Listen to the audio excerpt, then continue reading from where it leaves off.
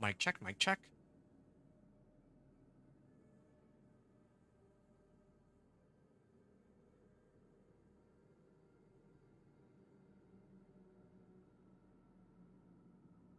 Test, test.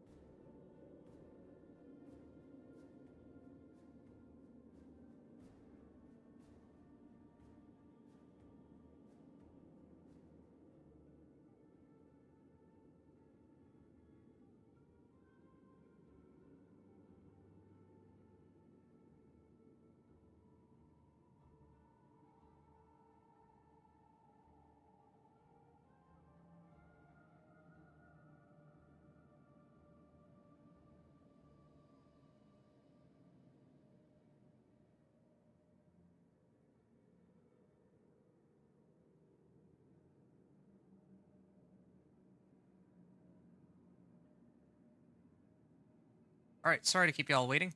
I just wanted to get the stream up, but now I'm going to get started. In the future, I'll get going right from my beginning here. Okay, one second. I get in game. I'm going to begin the recording.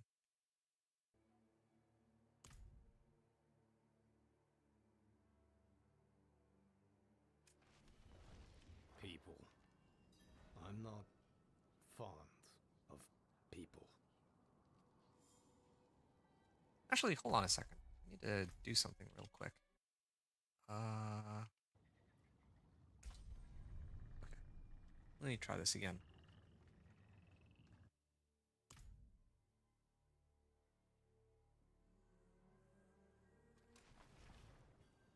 Hey, what's going on? It's Inventor here, bringing you more gameplay from my Dance of Knives rogue on Diablo 4 Season 9. I was able to completely crush the leveling from 1 to 60, finishing it in under 3 hours even, but now is the hard part of going from Torment 1 to 4. In short, my plan for Torment will go like this. First, XP and Herodic powers. Usually I start off by trying to do some activities that get me XP, such as the Forgotten Wisdom Nightmare Sigils from the PTR, but for this character, I'm already Paragon 188 because this is my fourth character. And similar situation with the Herodic powers. I already have all the Herodic powers that I need, and I have over 25,000 Herodic files after I already finished maxing out the powers that were most important to me. So with that in mind, I'm going to skip past that, especially because I'm going to get XP from all activities anyway.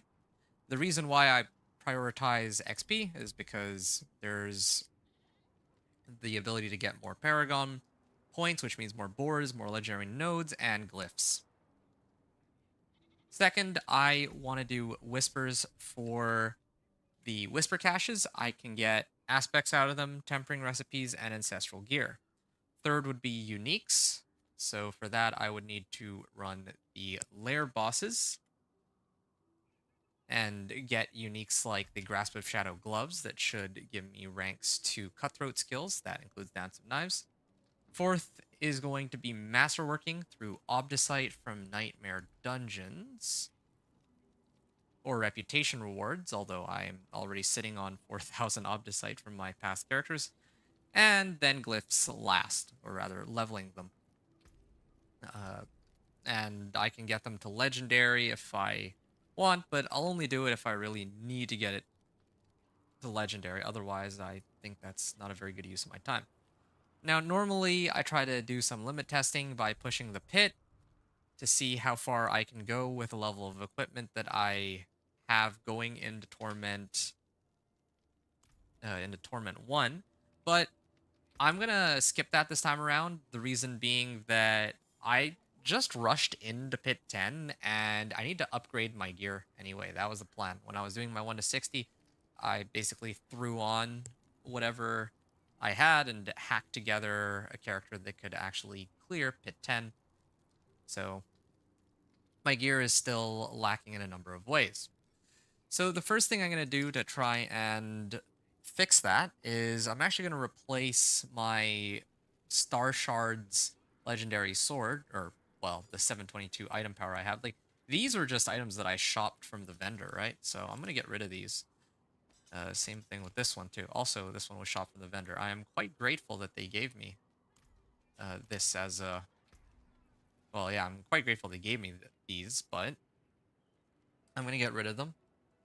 And instead, for the time being, I'm going to use the 800 or the ancestral that I have here, and also a 750 item power dagger here too. Later, I may consider switching over to Azarath when I make it into Torment 2. It's not like I'm trying to refrain from using Azarath. I just think that, like, if I get a better Azarath later, then I'll slap it on for sure, like a 750 item power. I think that Azarath actually gives quite a bit of damage, but I've never actually tested Azarath on Dance of Knives Rogue, but I suspect that it would give a substantial amount of damage, so I'll get a chance to try that a little later, but for now, I'm just going to stick with these two. And one other thing, I have the Boneweave Helm of Disobedience here. This is a 750 item power, and it has disobedience aspect, so I'll probably get a lot of extra. No witchcraft here. Well, I'll get a little bit of Honest. more of everything. This is like an extra 200 life for starters. Never mind the that I can actually try to roll healing received for armor here in just a second. Yep, there we go. Not that I really need that armor right this second, but obviously it is just nice to have another item that is more in line with how my character should be right now. So I salvage these. Then just looking at the rest of what I got. Okay, so there's a few ways I can go about all this. I'm gonna go and try to turn in my season journey rewards first. That's what I'm gonna do. I think I saved them for Torment, right? Let me just take a good look. Let's see.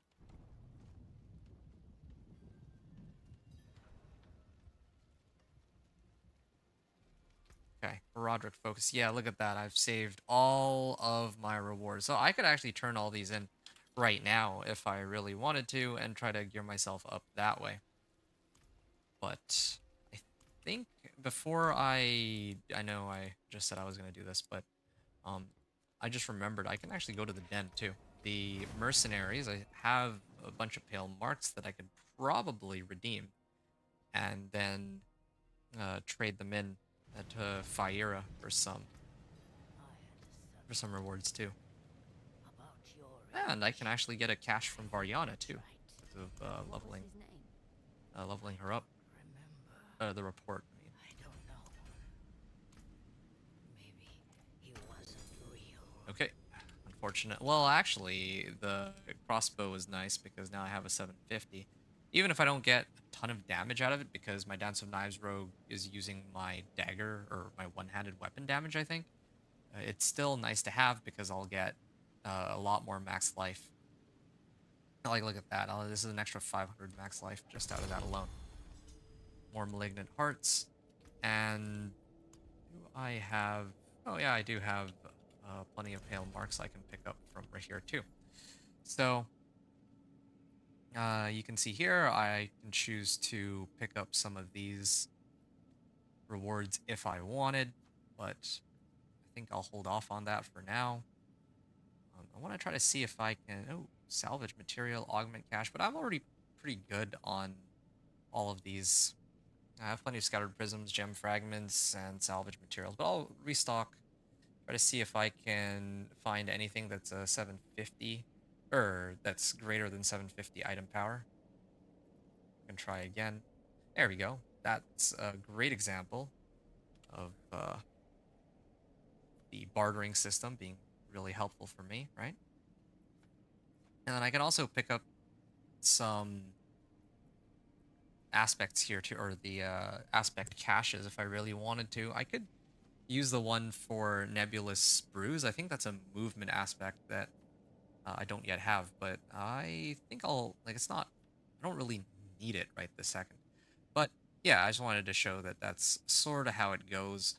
I could, just off this alone, get a bunch of 750s just to kit my guy out. So I'm going to do that. That should be a good starting point for me. And then, yeah, then I guess I can restock in a second too. But yeah, just kind of showing that this is sort of how it works. Then again, though, maybe I should just run Pit. I'm sure I could have geared up like that too, since there's a Whisper on it. So I'm going to be trying to run that in a second anyway. Yeah, okay. I'll run Pit in a bit. But let me just throw this on. And let me... Oh, did I already salvage it? Oh, oops. Yes. Definitely dexterity on this. So, I had just remembered that I'm supposed to have Star Shards aspect on my dagger. What was it for? Nope, not useful. And then the other one was for Conceited. Which I think I get a barrier from my Roderick Powers, right? Yes, I do. And how do I activate it? Just trying to refresh myself real quick. I haven't played since... Well, I know it was just last night, but I was busy working on my build guides most of the day, so I didn't really get to... My brain's a bit fried, let's just put it like that. Which, having said that, I don't think I can... I'm gonna have to probably take a break halfway through. I'm gonna... Ooh, this is one of the aspects I'm looking for, but I'll worry about that later. So, yeah, later I will be taking a break and going to go do something else. But I'll probably get in at least a couple hours of gameplay. Like, I wanted to play. I said that I was going to stream, so here's the stream. And yeah, I'm going to try and see how well or how far I get is my plan. I think I'll get my Edge Masters here. And there it is. I am missing some tempers, but that's okay. I wanted to just get these thrown on for now so that I can go and run... I feel like I can at least handle Pit 20 now. Just the fact that I have Ancestral Weapons now, that should, I think, be enough to give me enough damage to clear Pit 20 comfortably. I guess we find out. If not, if I can't speed clear it, then I have to tone it back down because I want to actually... The reason I'm running this is because of the Whisper attached to it. Yeah, okay, I can still comfortably clear all this. So that's good. It's not as fast as... Not as fast as I'd like it to be, but still pretty fast. I should be able to handle it, I think.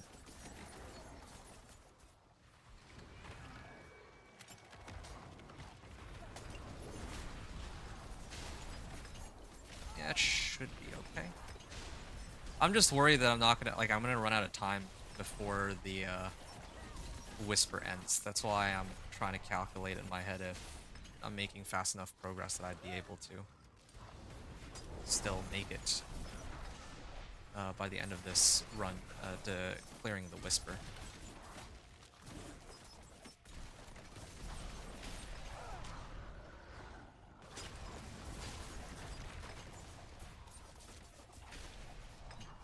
That's another thing too I realize about this build. Normally with a lot of my builds, I try to go and grab uniques for the build, but one of the things that makes the Dance of Knives rogue a little unique, I would say, is that Dance of Knives rogue is not as dependent on uniques as many of the other builds in the game. Like when I played Whirlwind, I needed Gores.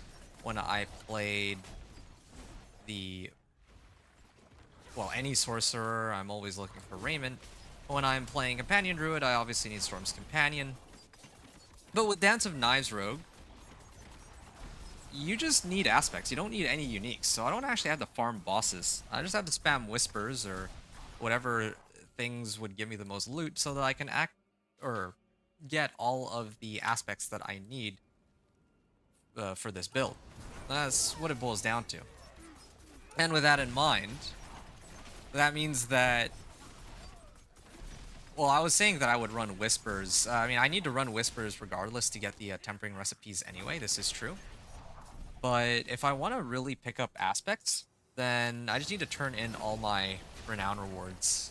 Or not renown rewards, my reputation rewards. And just whatever I can do, whatever activity I can do to get myself a chance at the aspects themselves. Even if the gear is not good, even if I don't get any ancestrals, I just need the aspects. So which aspects do I need? I think I've talked about it already, but I did pick up Star Shards, and I think there's the Stolen Vigor aspect that I just got. I'm still missing like True Sight, Synergy, and a couple other ones, but yeah, that's still a work in progress, and yeah, we'll get there. But yeah, I'm just trying to just point that all out. Okay, I might not actually be able to clear this after all. Maybe I was a little too ambitious.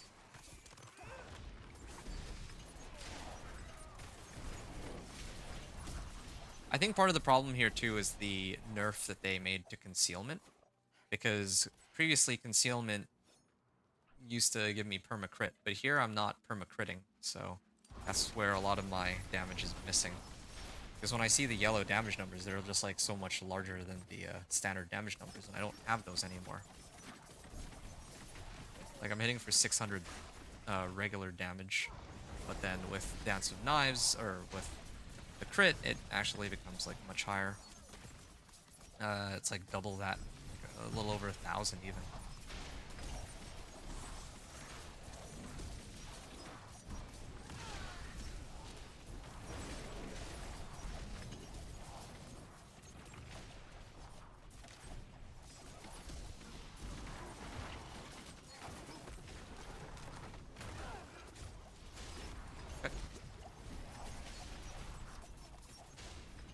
And here we go, Guardian's Lair.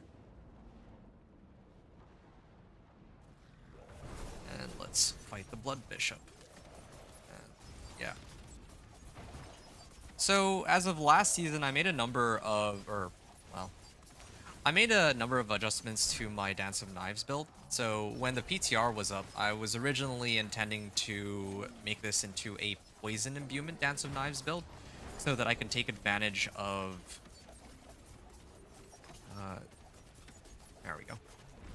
Yeah, I wanted to take advantage of the siphoning gizmo, Herodic Power, or the Arcana.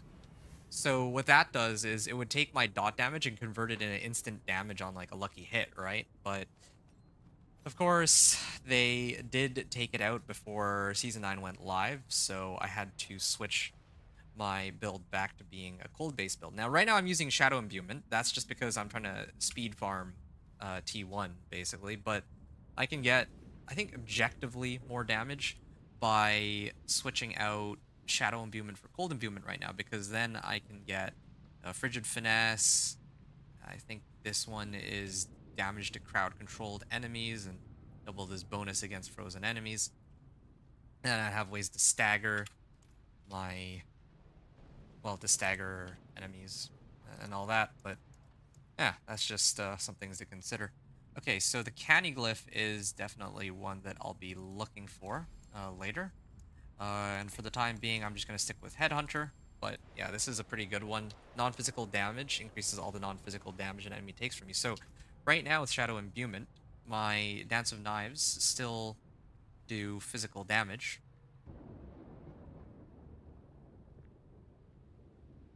Wait, hold on, sorry. Right now my Shadow Imbuement is doing shadow damage. So I could actually already get Canny Glyph and that would help. But that'll be for later. So I just cleared Torment, or I just cleared Pit 20, and I actually did get the Whisper for it, so that was nice.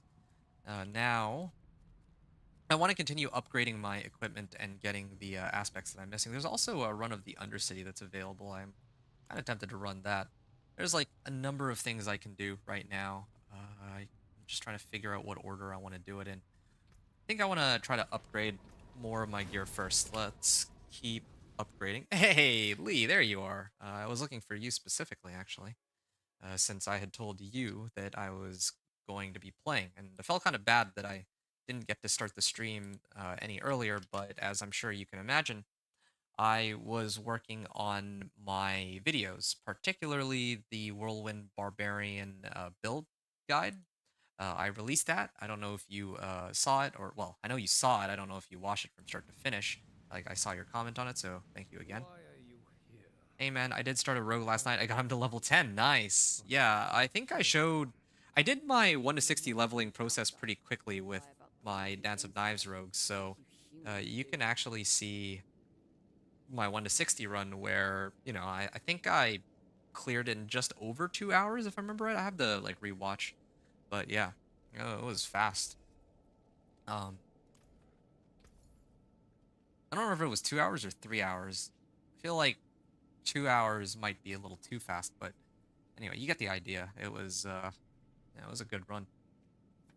Cool, man. Well, yeah, I appreciate your understanding. So, here, let me look at this. So, what aspects am I missing? Well, let me take a look at this. The ones that I have favorited. Okay, so I have Star Shards. Now I'm looking first. It's like playing like bingo over here.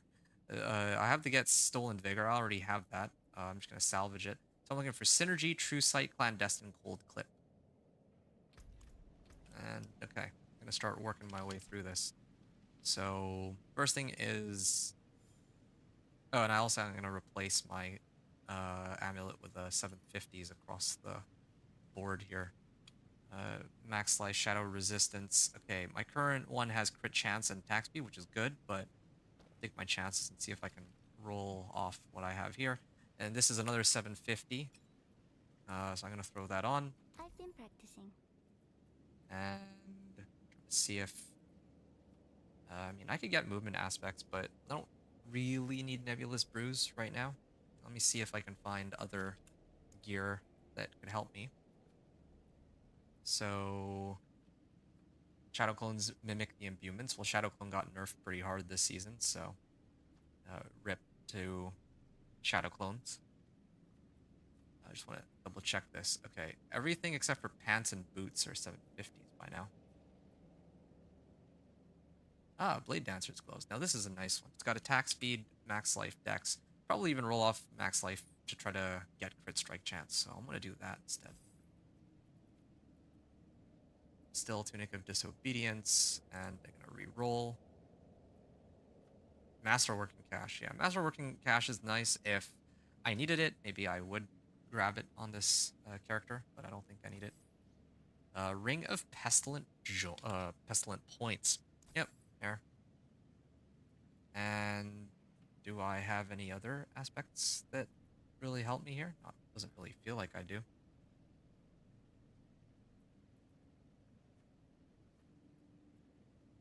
Yeah, no luck, unfortunately. Glad But that's done. I'll have plenty of chances in a bit. Just gotta keep trying here. Let me just salvage this so I don't get it mixed up. Stolen I'll try to vigor. make this quick. Rapid fire, shadow imbuement, trick shot gloves. Kind of bad luck with, oh, boss summoning materials. Yeah, okay. I could use some, at least. I think that's about it, though. Alright, that's one way to go I'm about getting doing the hang things. of this. Exquisite blood. And so, yeah, now I'm sitting on all 750s, but I am still missing quite a number of aspects. Synergy, True Sight, Clandestine, and Cold Clip. And it is unusual. Oh, hey, what's up, David? Hey, how you guys doing today? I'm actually pretty exhausted. You've been having fun farming gem fragments? What do you need gem fragments for? Yeah, I'm pretty exhausted. I don't know if you saw, but I recently, well, just a couple out. No, wait. So about 6 hours ago, I released the Dance of Knives Rogue video, or the Whirlwind Barbarian build guide video, and I also had to do the Blizzard Sorcerer build guide too. So that basically took up the entire day. It usually takes me like 4 or 5 hours to put those together because I kind of gotta uh, gather all my notes and figure out everything I want to say, and then I have to edit and put the video together. So that usually takes around 4 to 5 hours. So yeah, that's all I've been doing today. Have you killed Astaroth yet? I just killed him at T4. Wasn't overly hard fight. No, I get one of your glyphs above 45.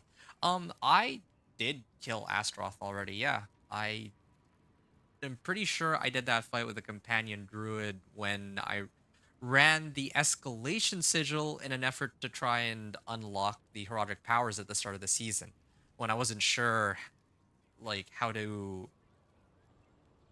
I was pretty sure they were bugged, but I wasn't really sure if like how the bug worked. Like maybe I could pick them up from escalation sigil. So during that time, I did actually kill Astaroth. Yes.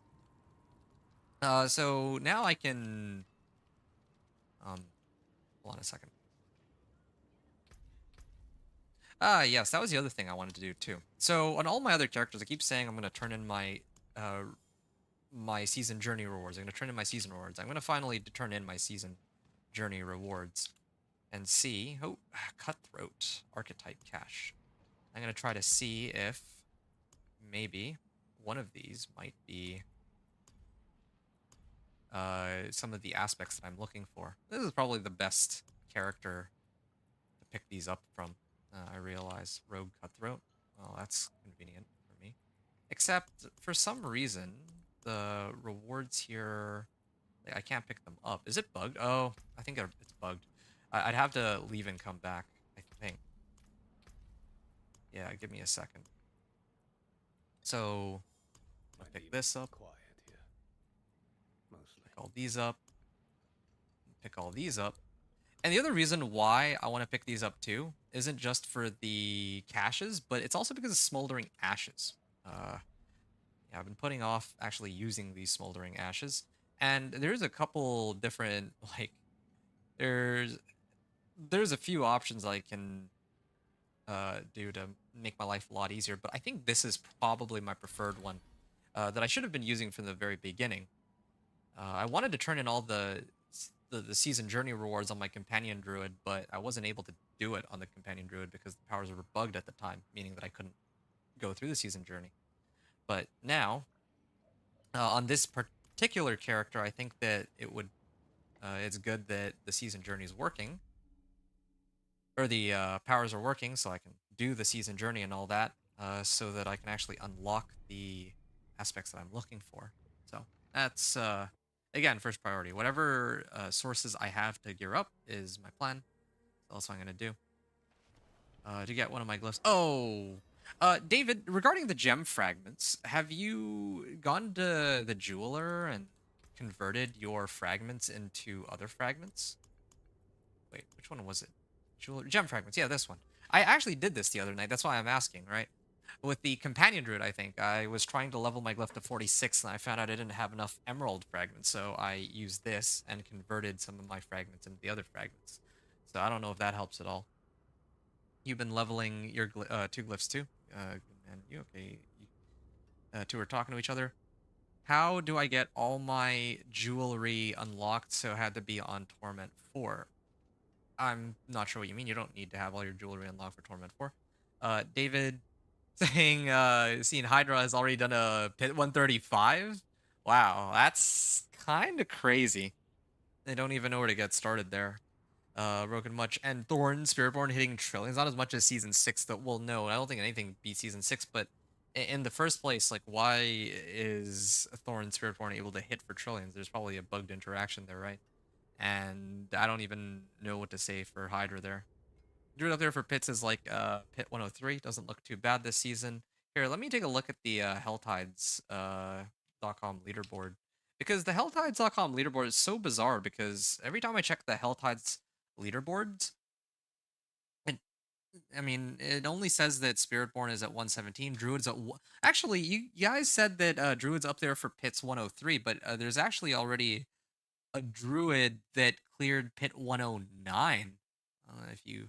I don't know if y'all have checked that, seen that at all, but yeah. Somebody has cleared a Pit 109 on Druid. And then for the other characters, well, yeah, we have 117, 109, 108, 108, 102, and 100 so far on Rogue, but I don't know if perhaps that could be because people just haven't, like, they haven't updated it or what. Yeah, that nerf Spiritborn pants, they probably might need to nerf them, or maybe not nerf them, but like, again, I do think that there's a bug associated with them, is my guess. Okay, there. So I can claim the rewards now, but I have to, like, what, do I have to go to a different region or something in order to access the rewards? Because I don't know if y'all can see this, but it wasn't like this before. So, okay, so every time I try and access the rewards, I have to leave, and then I have to come back into the game. Well, luckily I only have to do this 7 times, but I hope it's a glitch that they fixed, or that they eventually fix. Nippy has Rogue there somewhere too, not sure what build. Let me take a peek real quick, because, yeah, like, while we're on the topic.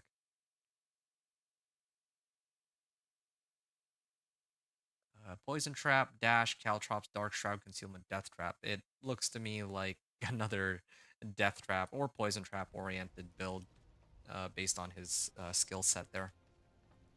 Okay. Next one is Chapter 3. I'm going to leave the game and I'm going to come back again. As long as they don't nerf them until S10, let me have fun for a whole season.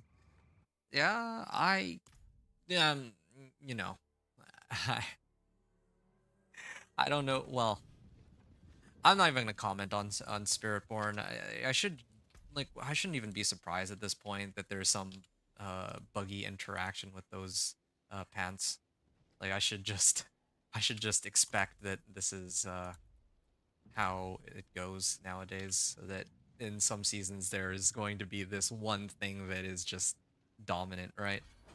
Kind of funny too, because they nerfed Overpower into the ground, but apparently it doesn't matter because some builds are still able to do trillions, like Hydra and Spiritborn, especially after they nerfed Lightning Spear. It's so funny to me that they proceeded to switch that level of power over to Hydra. And you said Hydra can clear 135? Meanwhile, like, Lightning Spear can only clear, like, what? Was only able to clear, like, max 120 last season, so it's kind of insane. Okay, Urn of Glyphs. I'm gonna max that out.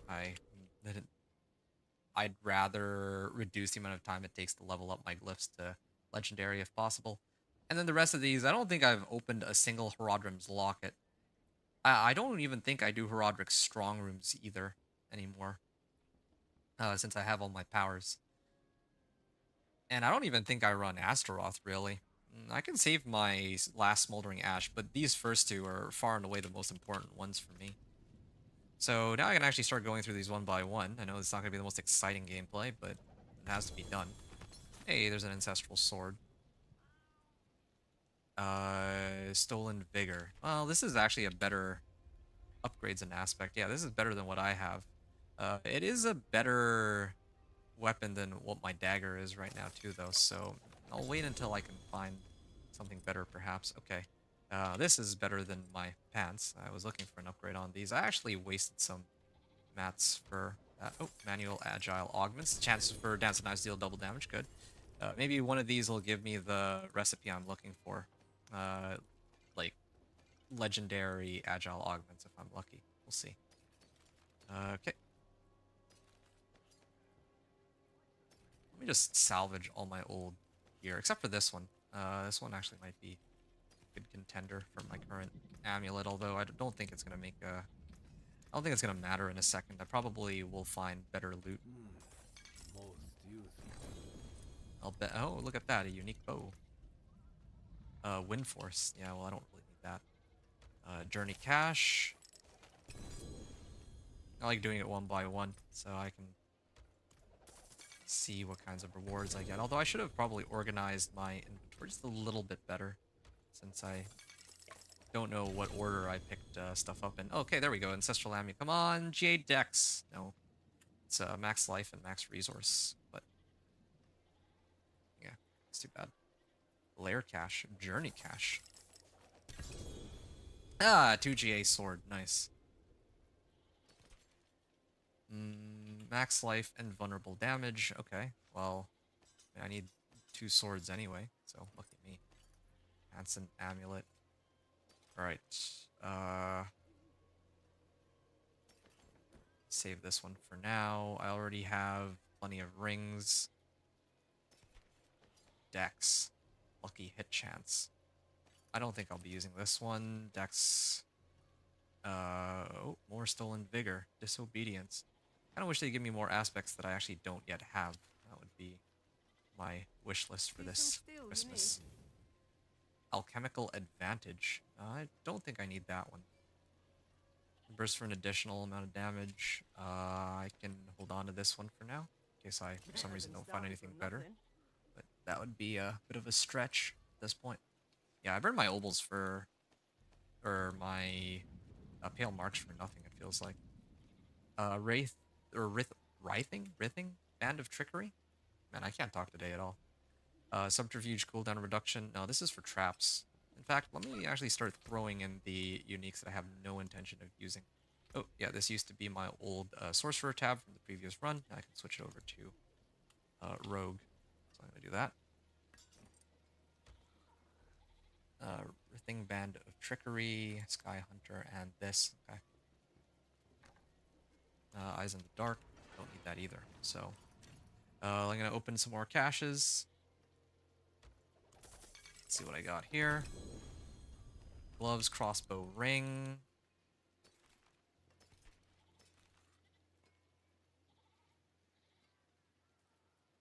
This one's got attack speed on it. Who knows? Maybe it could be useful. Okay, now I can actually start opening the archetype caches. So, I think it was something like in this order, right? Oh, Mystery Greater Archetype Cache. I guess. I mean, where did I even pick that up from? Was it from Slayer? I guess I did get it from Slayer. One of these is probably the Greater Journey Cache. Yeah, this one. Pit of the Artificer, push limits of your power to unlock Torment 3. Well, eventually I would have reached Torment 3 on this build anyway, so I don't really care. Sure. Like, yeah. Flurry. Crit strike chance. Maybe I'll hold on to that one. Archetype. Cutthroat finesse. Nice. That's one of the ones I'm looking for. It's got cutthroat attack speed, and I think there was a cutthroat crit strike chance too. So I can choose one of those. Ancestral ring. I can use this over all the ones that I currently have. Ancestral gloves. Okay.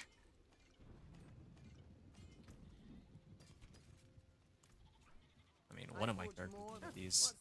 Would have, yeah, like I said, I would have preferred it to be my companion druid, but hey, there we go. Stolen vigor aspect. Upgrades an aspect in the Codex Power. Oh, I already got stolen vigor, I guess. Let me just take a look. What am I missing now?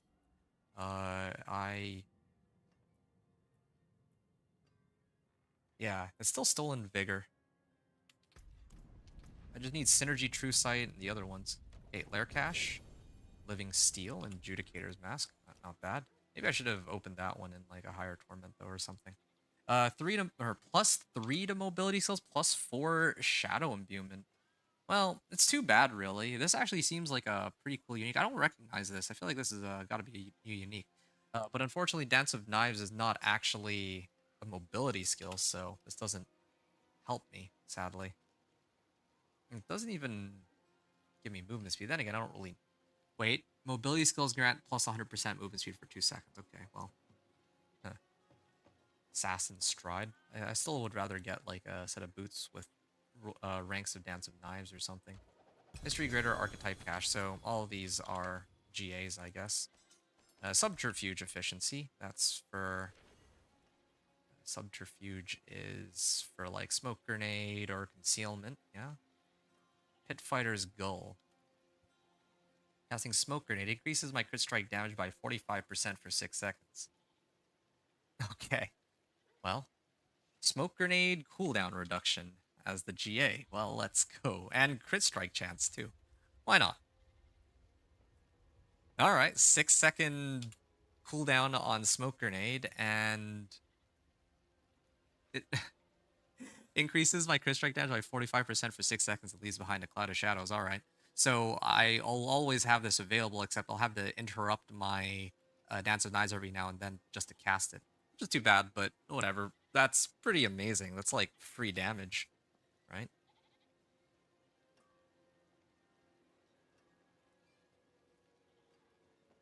Yeah, wow, that was a good roster of gear that I got. Now, the only problem is that it's like start slapping some of these on, though. So I'm going to put on... Ooh. Hey, it's Synergy Aspect. That's exactly what I was looking for. Max life, crit strike, chance, and armor? Well, why not? I'll probably be overcapped on armor by the end of this run, but... yeah, this is pretty good.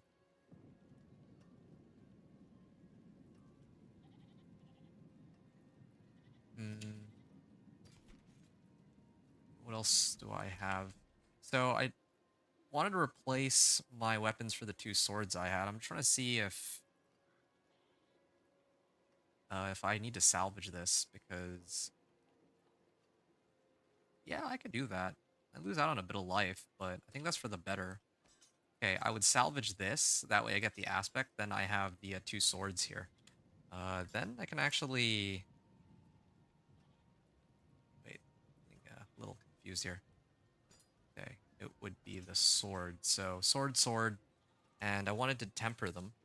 Greetings. How shall I guide my hammer? I don't have the right... Like, I have agile augments. That's it, though. So here's a bit of a problem. Vulnerable damage, cutthroat damage, attack speed, crit strike chance. I feel like I can get plenty of crit strike chance. If I remember right, the plan for this build was to pump up attack speed as high as it could go. Cutthroat, finesse, attack speed, because Dance of Knives gains more, like, if we look at the skill, it says specifically that attack speed increases damage done rather than number of knives thrown. So, yeah, that's itself also damage multiplier for Dance of Knives, I guess. Cutthroat, crit strike chance. I'm looking for agility specifically, but cutthroat damage, throat damage. Cutthroat attack speed, nice. Probably not the best decision though, because now when I guess this one didn't even roll a GA in or GA dex, so it's not really a huge deal, but sooner or later, yeah, there we go. And let me slap on dex there. It's nice. So sooner or later, I'm gonna need to try to temper Dance of Knives. And I don't think I'm gonna get it in one try, so I may have to run like Infernal Hordes or something just to get one of those Scrolls of Restoration. Who knows? That's for my weapon, and then for my amulet. Well, actually, let me salvage these. Or there's like I have like a lot of loot, so I have to really sort this all out now. It's the hard part about all this. Now I can temper This is my first and only available sword, so I guess it's okay. It doesn't really have a great roll either. It's roll on damage. First try on cutthroat attack speed. That's pretty good. I might. Yeah, I'll probably find a better sword. Just have a feeling. So I'm gonna attempt to get like chance for Dance of Knives to deal double damage, because this is gonna be a temp anyway. I think. Similar explanation for my weapon, or my crossbow here. I'm just checking that I don't have. Yeah, it doesn't look to me like I have a uh like a two-handed crossbow or bow available, so I can't rely on that, sadly. So in the meantime, mm, just put on star shards on this, and then stolen vigor, I guess. Actually, let me take a look at my build planner here. How do I usually do this? Okay, so star shards on one of these, and then the other one I put clandestine on. I put synergy in my amulet. I don't have a clandestine aspect, do I? No, I suppose not. So I guess I just put conceited for the time being. So conceited and star shards, and this I can salvage. This I can salvage.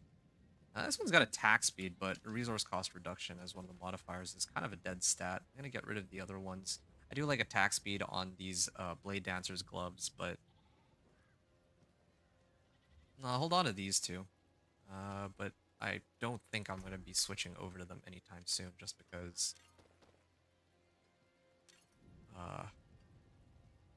my gloves, GA crit chance, and max life and armor, that's kind of a tough sell. And then it's also got synergy aspect too, because why not, right? Although this does belong in my amulet normally. I could salvage this aspect and then put in my amulet and then run these gloves. I actually think I'd get more damage that way than what's here. I'd lose out on a fair bit of armor though, but I'm supposed to have Juggernaut's aspect to cover me on armor since I don't usually evade anyway. Yeah, okay, fine. I don't usually do it, but I'm gonna salvage that.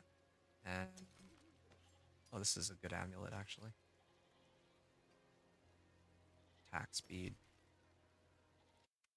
Hold on a second.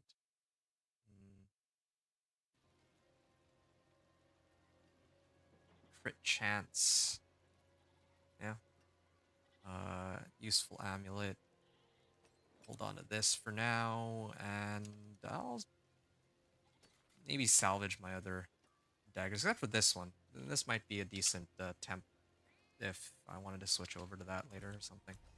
Okay, so all of these caches that I've just pulled open, I believe that none of them gave me True Sight, Clandestine, or Cold Clip, so that's a bit unfortunate.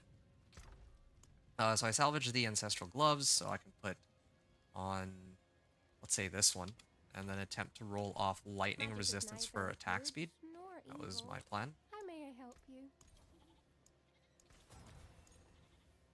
Flurry. Not quite what I was hoping for here.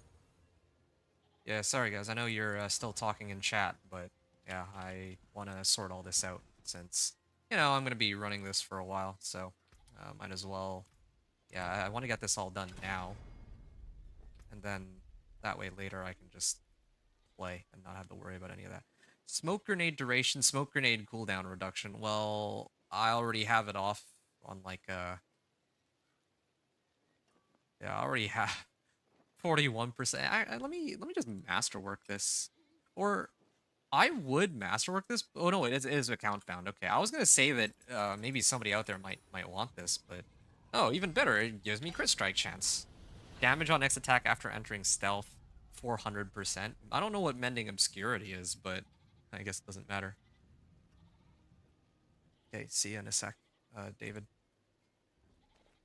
Throat damage. I guess it doesn't really much matter for now. Cutthroat Finesse. Cutthroat attack speed, yeah, that's the one I'm looking for. It's either that or crit strike chance, but I'll take attack speed. So now I have cutthroat attack speed. I'm gonna actually try to masterwork this too. I already got plenty of materials, right? I think I talked about this before. I got plenty of masterworking materials from all the reputation caches. I think I pulled open a masterworking cache from with pale marks from the den, like the mercenaries, right? There's a number of ways I can go about it. So I'm just gonna do this to start buffing my guy up. By the time I'm done cycling through my gear, I'll be more than strong enough to handle the pit. Probably like pit 25, but yeah, it's just gonna take me a bit to like sift through everything I've got. That's all really. I'm gonna throw on Juggernauts. What was my? Yeah, I don't care about that. All right, put on Juggernauts here. There, 1,000 armor. And I also had these boots. Mobility, cooldown reduction. Yeah, I don't quite think I listen with that. I wonder if there's like something that gives subterfuge. You know, I'm gonna take a look real quick. Maybe that's the way. If this thing is giving me insane amounts of cooldown reduction on smoke grenade, maybe there is something for subterfuge. Or you know what? I'm just gonna look up rogue uniques.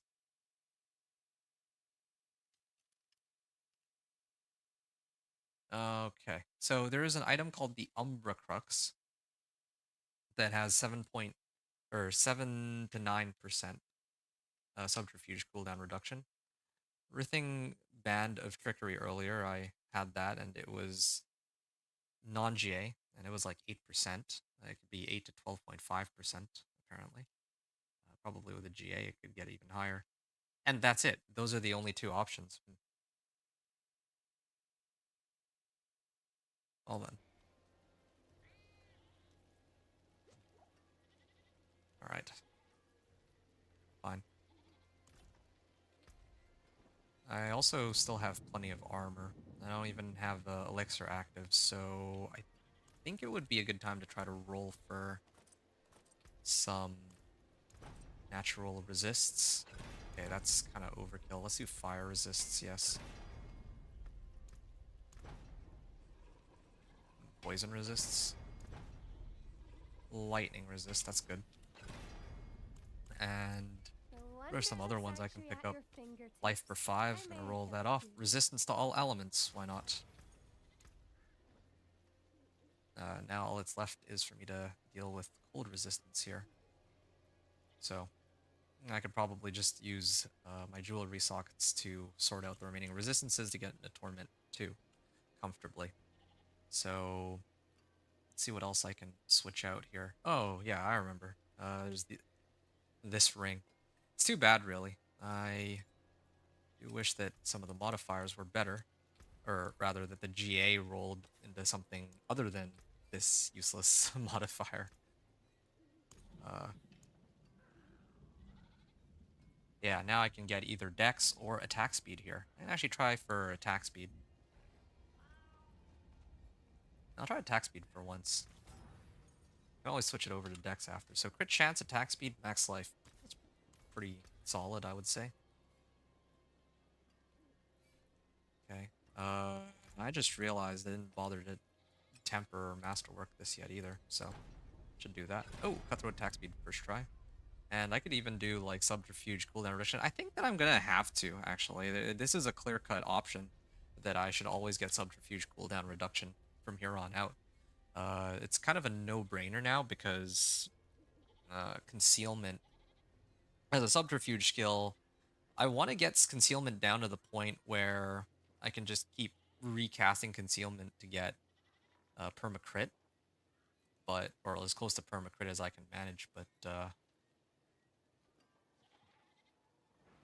yeah, that would be that would take some time to get to. But this is a good starting point, right? Trap cooldown reduction, poison trap. trap. Trap, okay, well. I mean, it's not the best ring anyway, so no biggie. That's for my ring. Amulet. Okay, so I have a choice. I can either use this amulet or I can use this one. And honestly, I think I'd rather use this amulet. I guess I should temper first to find out what I get. Cutthroat crit strike chance. What's my crit strike chance at right now? 40.5%. It's because, all because of Pit Fighter's Gull. I think I have like crit chance modifiers on other pieces of gear too, but 0.9.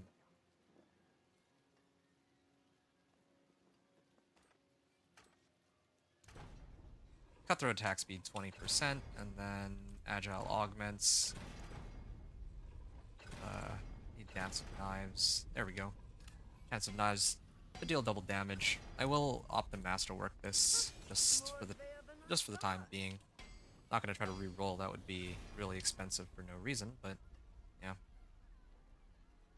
So Chance of Knives, or for Dance of Knives, deal double damage. I'm at 50% so far. I don't even have the legendary recipe. When I have the legendary recipe, it'll be a lot easier to reach the cap for sure. But until then, this will do for now. Cutthroat attack speed at these two combined is 34%, 34, 44, 54, 65.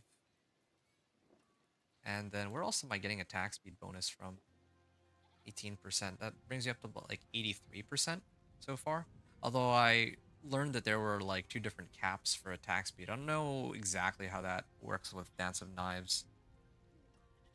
Because here, yeah, it says that attack speed increases damage done rather than number of knives thrown. But the way the attack speed normally works is that there's 2 separate caps for it. No, Lee, I do not have any mythics yet. Yeah, I've gotten 0 mythics since the season has begun. Yeah, honestly, I'd be happy even just to get Belial, or yeah, like Belial mats, the Betrayer's Husks. I know there's some people who seem to already have managed to farm 99 of them somehow, but I am not among those people. All right. How long has this been going on for? Okay, I'm not actually past an hour yet. I haven't really done nearly as much gameplay as I would have wanted, but that's the thing. When you're playing in, like when you just start off in Torment, a lot of the time is spent actually trying to upgrade equipment rather than playing, I guess. You know what?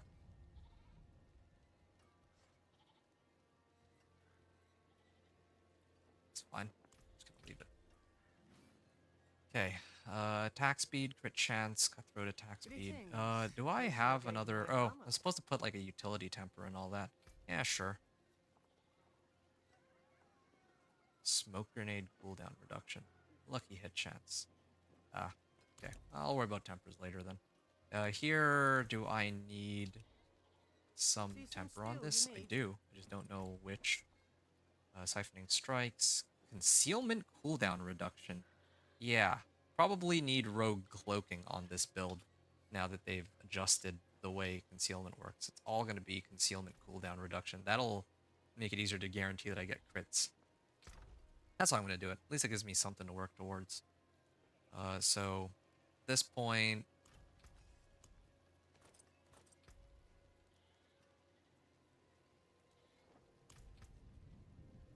Done, done, done.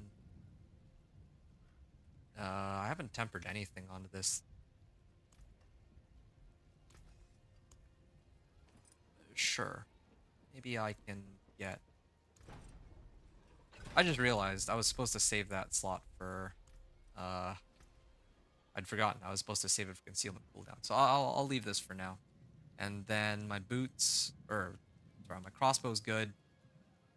My weapons are good. I'm just looking at the tempers specifically and trying to make sure I haven't missed any. Yeah, and then later I can throw on whatever tempers I see fit once I start getting the legendary recipes. But I'm going to actually try to push for not just Torment 2, but maybe even as far as Torment 3. Maybe. I need to see how far I get here. So,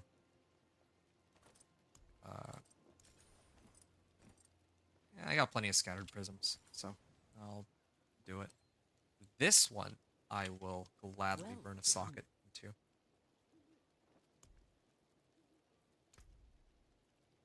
Hold.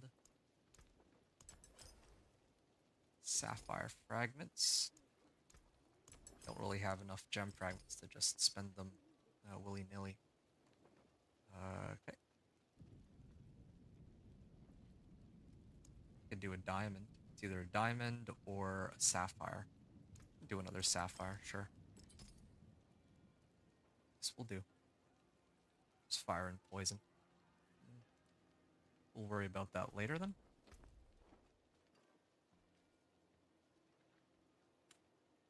Yeah. I'll hold on to this, although I don't really think I'm going to end up using it. And same thing with this.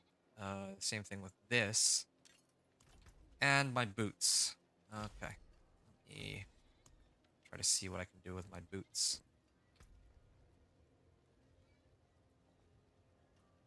Stutter step?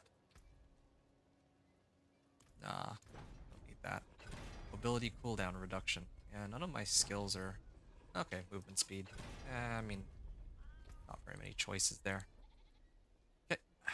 And lastly, I'll roll off movement speed itself in hopes of getting dexterity or dance of knives. Later, I'd like to roll for boots that have like ranks of dance of knives. That'd be a nice boost damage, but this will have to do for now. And then, alright, now I can actually put on the right aspects, and then, yeah, my guy is already probably ready to push up to Torment 2 at a minimum, but then after that, I don't know how much further he can go.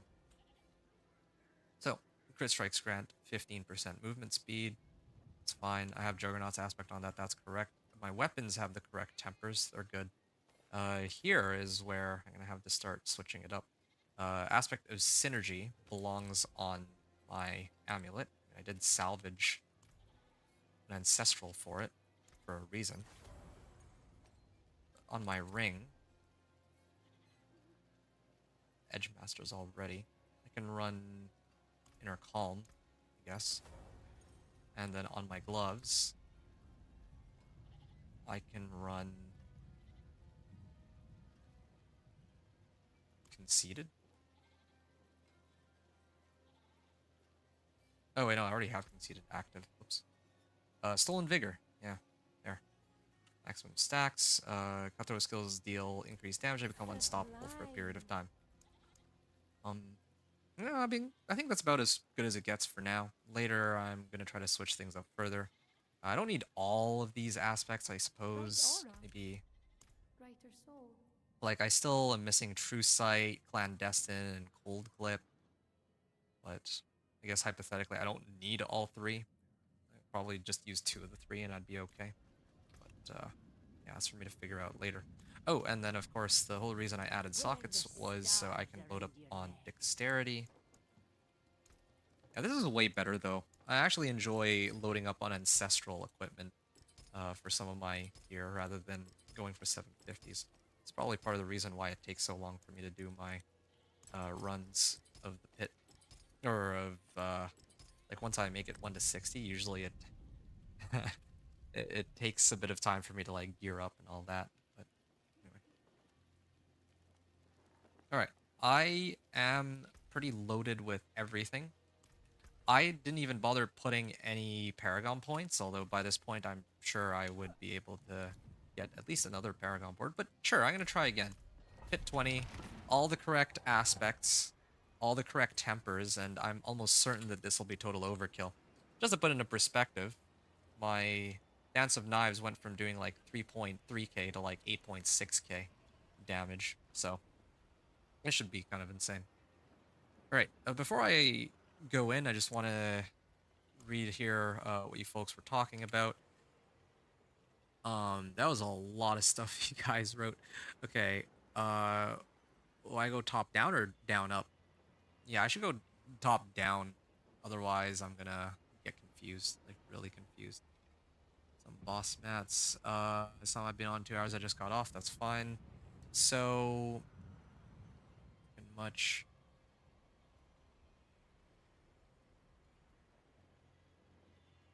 Okay, Spiritborn a little too squishy. That's what Lee was saying. It is. I'm averaging 1 death every pit run at T4. Wow. You had fun with DOK on the PTR. I only played it for a day.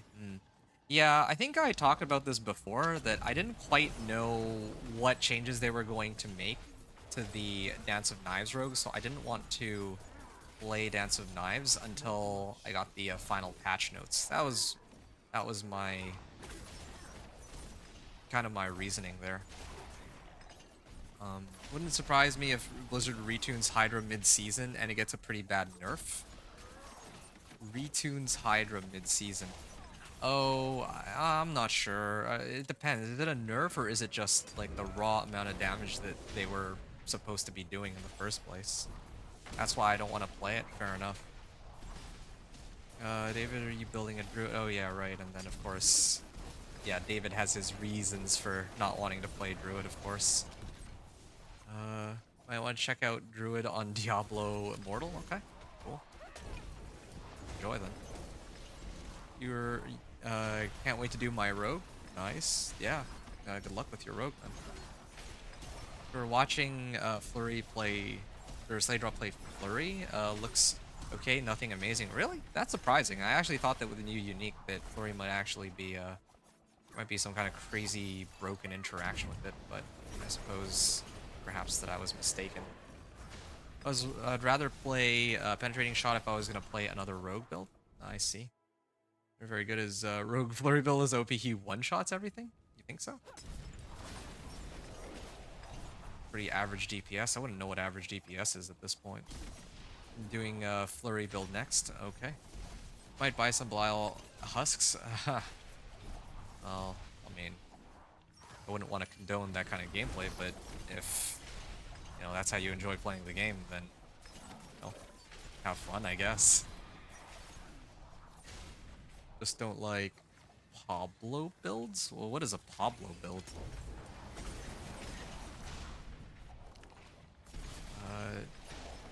Love Chinese food. Glad to hear it. The Thorns SB, dude, I was watching last night. So the Thorns SB, dude, I was watching last night, clearing pit 113, had like 2,000 husks. Sharing is caring. Yeah, well, I mean, this is exactly what I was talking about earlier, where Thank you. yeah, some people just magically happen to have all these Belial mats out of who knows where. So, I'm not just saying this out of jealousy, but yeah, there's definitely something going on there that is allowing some people to get a lot more Belial mats than they should have access to, I think. Stolen Vigor. I think this is like my third Stolen Vigor aspect. This is damage dexterity and cooldown reduction. A roll off cooldown reduction or roll off damage and get like max life or a passive. Could be better than what I have. Otherwise, my other items are still largely useless. I'm gonna start writing some stuff down here. So pit 10, pit 25 clear. Okay, so 109. An hour and 8 minutes into the stream was a pit 20 clear, and I did it with 12:15 remaining. Yes, this is fine.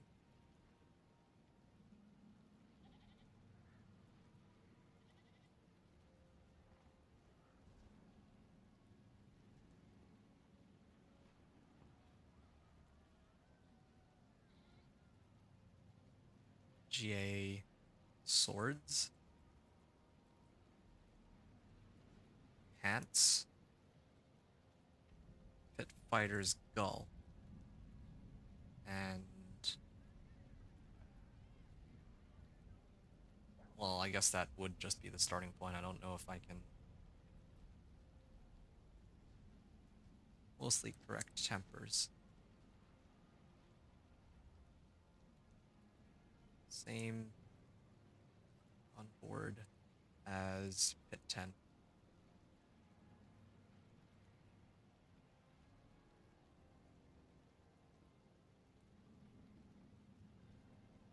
Okay, that's that. And I'm gonna attempt pit 25 now in a second. You're gonna get a cup of tea, so that was that. Eat about 2 weeks. Okay.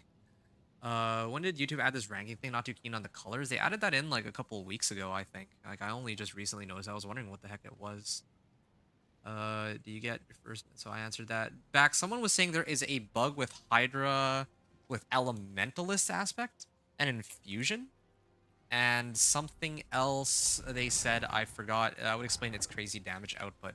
Yeah, I mean, there's got to be something there that is doing more than it's supposed to be, right? Okay, I can get rid of the vulnerable. I don't know why I even had vulnerable to begin with, like sapping crux here, the Arcana, considering that I already applied vulnerable. So I can actually replace that with DR removal. That's pretty standard for me when it comes to pit pushing, right? Anyway. So bug with Hydra, with Elementalist, and Infusion, and something else they said I forgot. Okay, so interaction of those three things. Well, I don't know.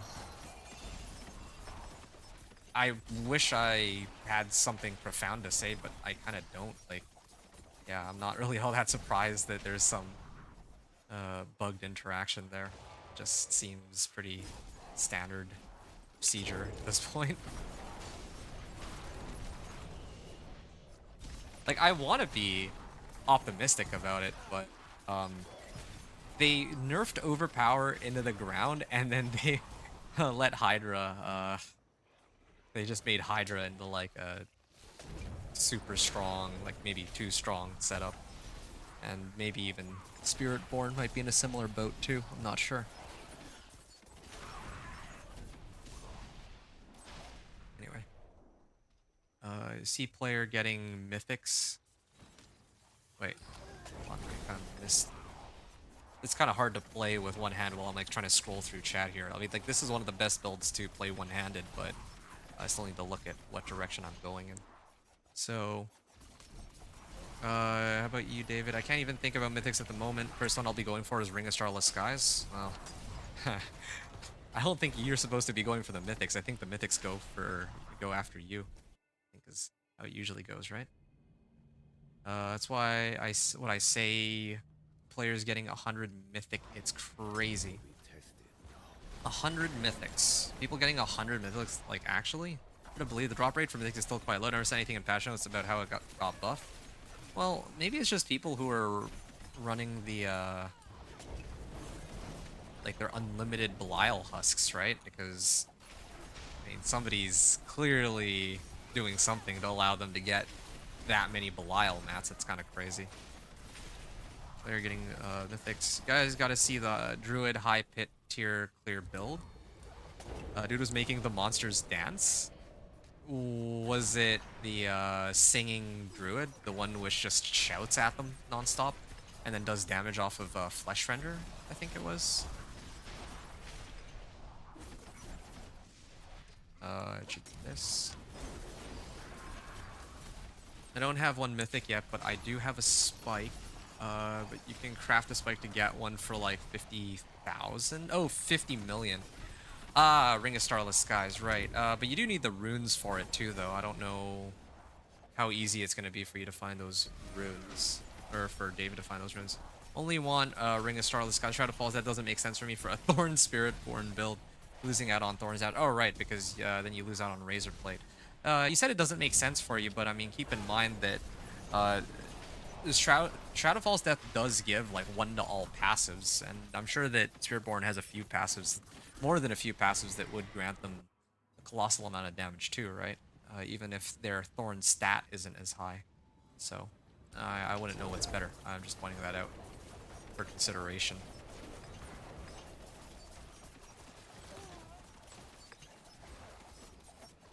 Alright. Crossbow. Hey, it's an Ancestral GA crossbow. Nice. And I'm maxed out now on... There we go. Yeah, maxed out on Obols. But I'm in Torment 2, so I can finally turn them in for slightly better rewards. Okay. Oh, I'd forgotten. I killed the boss, and it's Torment 2, or unlocked Torment 2, so... as is tradition, gotta pull up my wings, and then go to the big Kmart and set it to Torment 2. And then take a short break to grab some water. I'll be back momentarily. Yeah, like a textbook. You were right about that, David. I don't know what you mean, but like a textbook. What Paragon at the moment? Oh, okay. You're level 125. Oh, okay. You guys are making some good progress. I'm 190, but I've had to take a few breaks here and there too. Okay.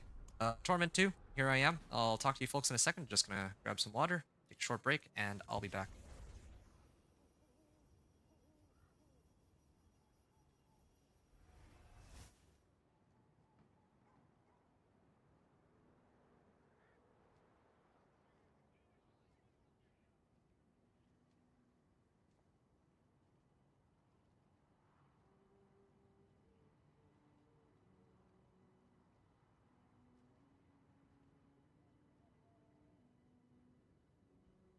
Okay. David said, I think that build only see him in a pit boss. Oh, guessing the shouting barb. Druid does have some cool builds.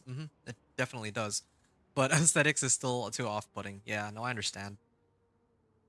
No, I get it. I get it. I mean, you're not definitely not the only one. I know there have been a few people who've expressed a similar sentiment on the forums, and wow. This seems like a pretty good aspect for me to switch over to, like right now even. Um, hold on. Synergy aspect. I'm kind of tempted to just salvage it and call it a day. I think I might actually do it. It's also tempted to just throw it on, like to actually equip it, but yeah. I'll keep pushing though. I want to see how far this setup can go without any additional adjustments. Like, I want to see if I can make it all the way to Torment 3 with this, because again, Dance of Knives Rogue, I feel like the thing about Dance of Knives Rogue is that it's so... It either can do something really quickly, or it'll do it really slowly. There's no in between.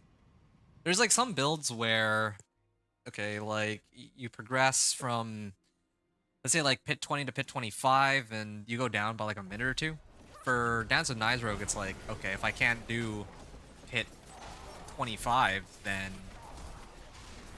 or if I run pit 25 in like 11 minutes, then maybe pit 30 might take like 10 minutes to do or something. It's kind of how it feels. Just throwing numbers out there, but I think y'all can understand what I mean. Every time I activate concealment, my damage just goes way up, so I really do need to get those tempering recipes.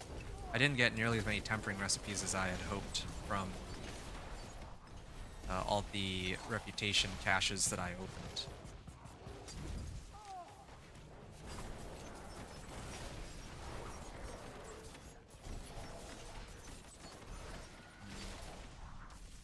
I see. I get it.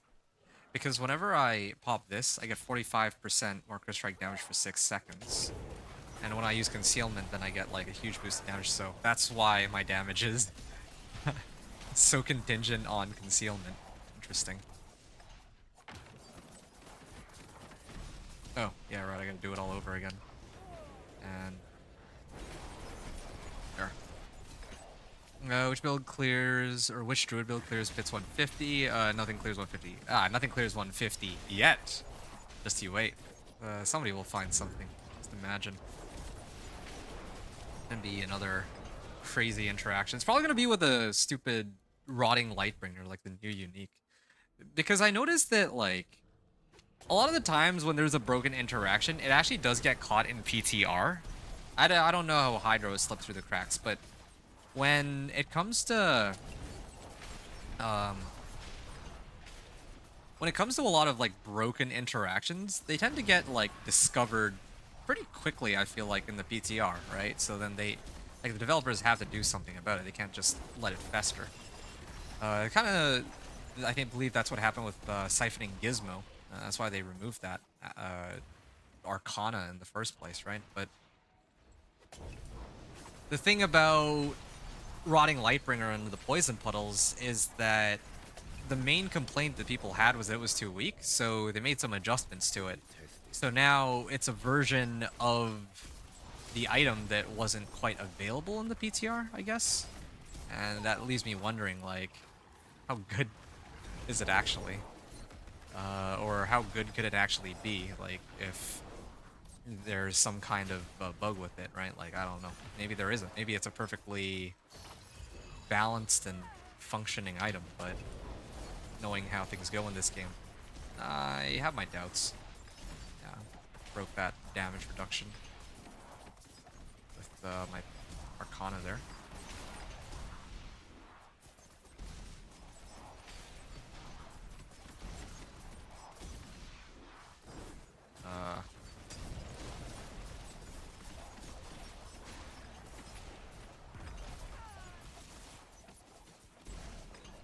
Okay. I also just realized I have an execute too. No wonder they're dying like all the way from 20% life. I was looking for you. Needed to run through either my barb. Oh, you want me to, or you need help with your barb right now, 5J? Or are you saying like later? Sorry, I know that I said I was gonna be on today, but I mean, I didn't really specify a time. I just said I'd be on today, and the thing is, I would have been on sooner, but I had to work on the videos. I don't know if you saw, but I recently, like just a couple hours ago, released a video for the Whirlwind Barbarian, and then I also have another Blizzard Sorcerer build guide that's also just waiting to be rendered. So, yeah, that's kind of what I got right now. You do need help? Alright, maybe I'll take a short let me drain out the rest of my elixirs and incense, okay? Give me like 15 minutes and then I'll take a break and help you out with your stuff. How about that? How's that sound? Is that okay? Even that bugged Hydra Ball won't do 150. You wanted to do a pit 150, you should have played Spiritborn back in Season 6. It was easy back then. Well, it wasn't just Spiritborn in Season 6 that could do pit 150. In Season 7, you were also do pit 150 with like Cataclysm Druid, with Bloodwave Necro, with... There was one other... Oh yeah, Earthquake's Barb, and they never bothered to do anything to fix it until after the season was already over. So, yeah, that was also a season to get to 150. You never had VOH then, right? Yeah. David says, if I want to play a game where I can do highest pit, I just play D3. Every class can do GR 150 in that game. Oh, that's cool, actually. Can do it harder than others. Class balance still isn't great in that game, but every class can do 150 though, right? So what does that matter? D3, got best pits. Yes, I do need help. Well, thank you. Yeah, you're welcome. So you said that you want to get 1 to 60, right? For your barb. Am I understanding that right? And let me try to see if I can... Ooh, cast an agility skill, deal 10% increased damage and increased energy regeneration. So let me pump this up now and get that candy glyph up. This would be the next one I use, I guess. And I'm sitting on like a whole bunch of opals. I need to start burning them. My name of the game is Do It Lady. All right, sure. Yeah, Bloodwave Necro is boring to play though. I'm not. Hey, the discussion wasn't about what's enjoyable. It's about what can clear 150, and Bloodwave Necro was certainly able to clear 150. So, Do It Lady. Okay, I need your battle tag. I would need your battle tag. Unfortunately, I can't edit off just that alone. This one I can sell, or salvage rather.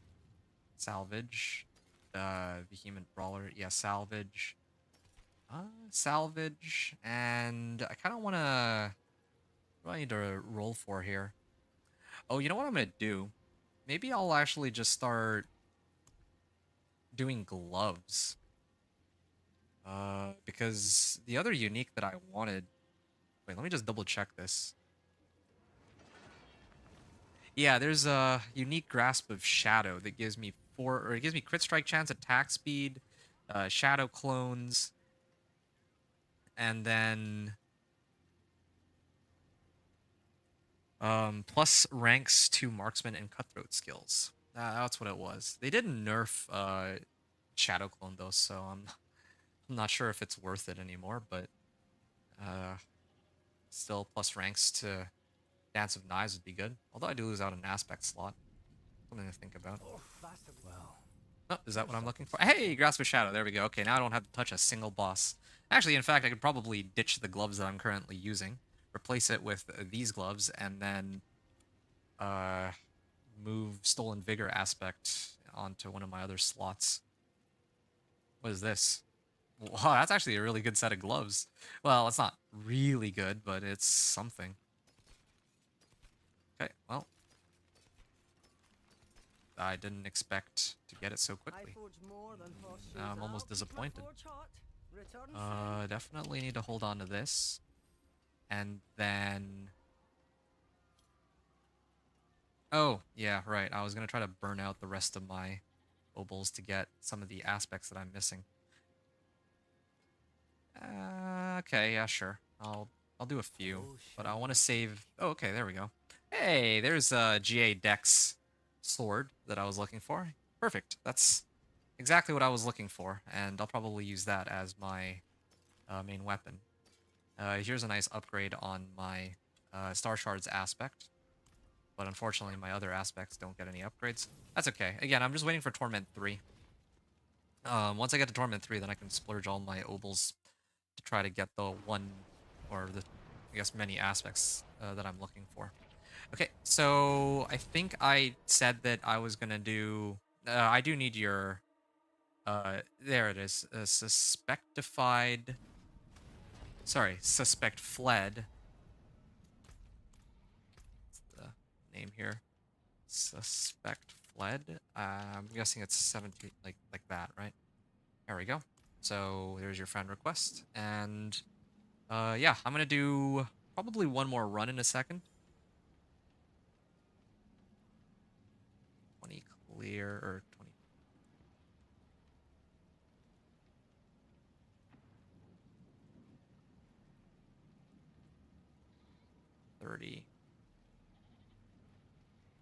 With 11:30 remaining, and then I don't know how long this last run took just now.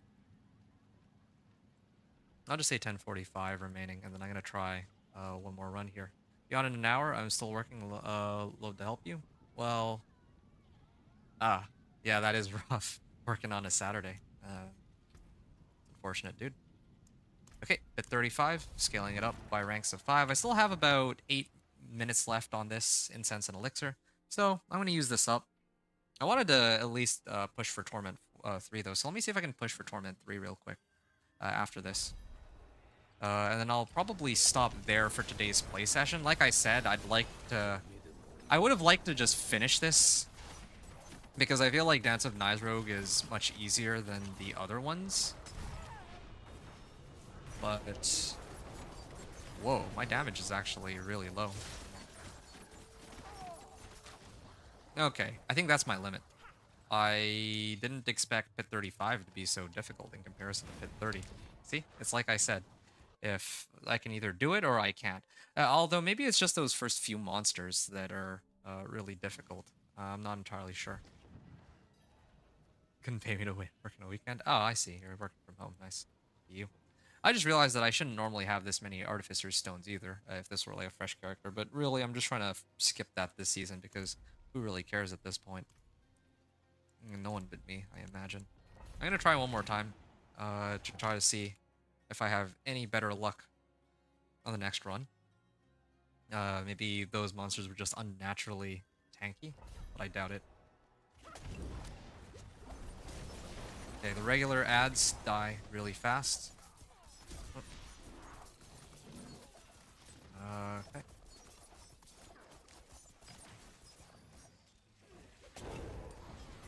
There, that's better. Then I can remove the DR. I can deal with them all at the same time that way. Oh. There it is. So I just gotta keep recasting Smoke Grenade. Wait, why is my Smoke Grenade up again? Why is, like, my Smoke Grenade, like, always up?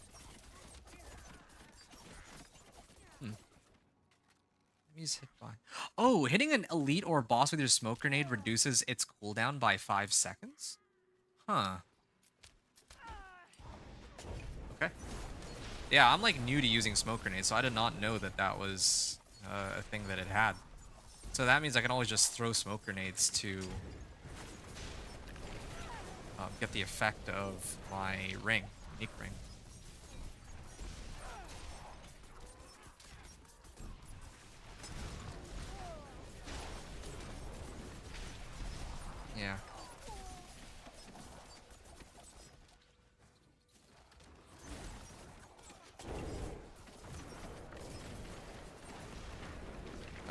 I guess this will be my last run then.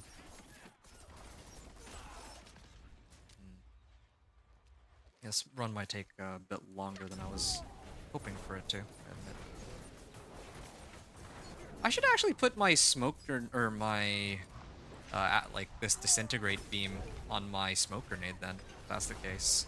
Except, I guess in order to use smoke grenade, I do have to interrupt my channel though.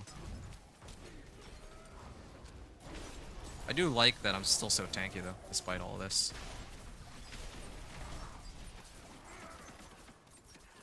Well, yeah, I stand by what I said. I'll finish this run, and then I can stop here and then help out. Because I was actually expecting to be able to clear this quickly enough that I could at least make it into pit 30 or pit 40, but this is quite the slog. Ow.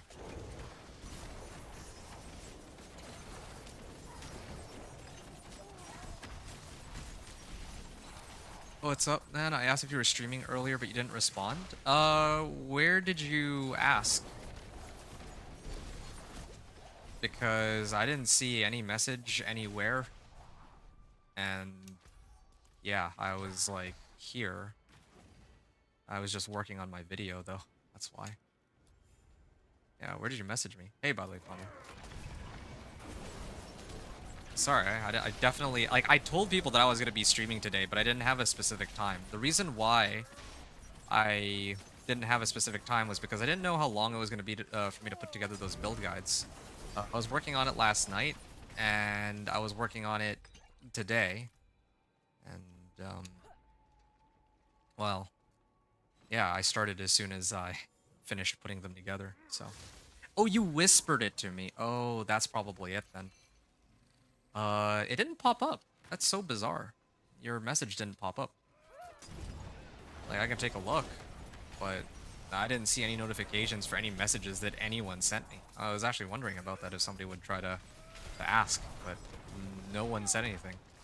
I was also, like, you can even ask Lee Burgess, like, he commented on my Whirlwind Barbarian video that got released just earlier, and I, like, replied almost immediately. I was like, you know, putting together my Whirlwind Barb, and then after that got released, I was just working on my Blizzard Sorcerer. And now I'm doing my Dance of Knives rope. Well, I'm getting the gameplay for it. But I gotta be honest, my... after putting out that last video, though, or the last couple build guide videos, I'm not so sure that... Maybe I just got lucky with the builds I chose last season to do these build guides on, but yeah, I tried, like, doing it for... Sorcerer and or like the Incinerate Sorcerer and the Thorns Barb and the Whirlwind Barb, and it's sort of weird actually. Well, I guess maybe not that weird, but so the situation is that I put out a video for the Thorns Barbarian before the season began. And I thought that because Thorns Barbarian was actually really popular last season, that there would be people looking for Thorns Barb this season, but I think that what's going on is that so many people are interested in playing Thorns Spiritborn because of the what are they called? The bugged interactions, or the perfectly intentional interactions with the new Spiritborn pants for Thorns Spiritborn. That, yeah, like, pretty much everyone's playing Thorns Spiritborn right now, so probably when people are like looking up a Thorns based build, because no one was playing Thorns last season, no one even batted an eyelash at Thorns last season, but then now this season I think everybody's interested in playing Thorns Spiritborn specifically because it's so, like, there's a new set of unique pants and it's also ridiculously strong. Last season Ice Shards came out, it was also very strong, but nowhere near as strong as what the Thorns Spiritborn is capable of putting out this early in the season. Dude, Sorcerer is so busted right now. It's quintillion? Quintillion? Is that even a word? Quintillion? Is that actually? Sorry, I had to sneeze there. Is it actually doing literally infinite damage? I was told that it does ridiculously high amounts of damage. I did not realize that it was doing infinite amounts of damage, though. That's funny, though. I don't even understand. I don't understand how in the PTR, pretty much everyone wanted to play Hydra Sorcerer because it was very clearly like the strongest build available. And then it still somehow made it through into the live servers. Like, how did that even happen? Like, surely somebody used those interactions in the PTR, right? That's what I would have expected, but yeah, apparently not. Yeah, I'm taking a lot more damage now because all my elixirs and incense wore off. I'm trying to cheap out on one elixir and incense is essentially it.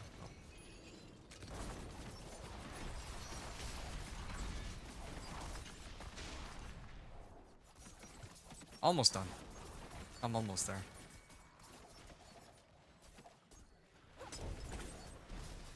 I like how this, the rogue actually heals.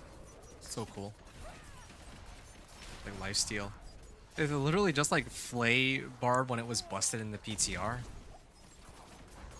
I don't really have any words there. Like, with the Flay Barb... Well, that's the thing though, right? The Flay Barb never actually made it into the live season, but it wasn't necessarily because they nerfed Flay Barb, but it was just because they removed Siphoning Gizmo from the game entirely. And my hunch is that the reason they removed Siphoning Gizmo had nothing to do with anything to do with balance, but I feel like it was probably just because balance has never really stopped them from releasing anything. So I'm gonna guess that the reason why they took it out was because they couldn't actually fix it to work in a way that was, well, intended. That's my theory as to why that skill got removed in the first place. I actually really don't think it has anything to do whatsoever with balance. Not at all. Nerf Barb when been busted? Well, I don't know about that either. Like, they were pretty slow to fix Barb when Charge and Hoda were dominant in, like, Season 2 and 3.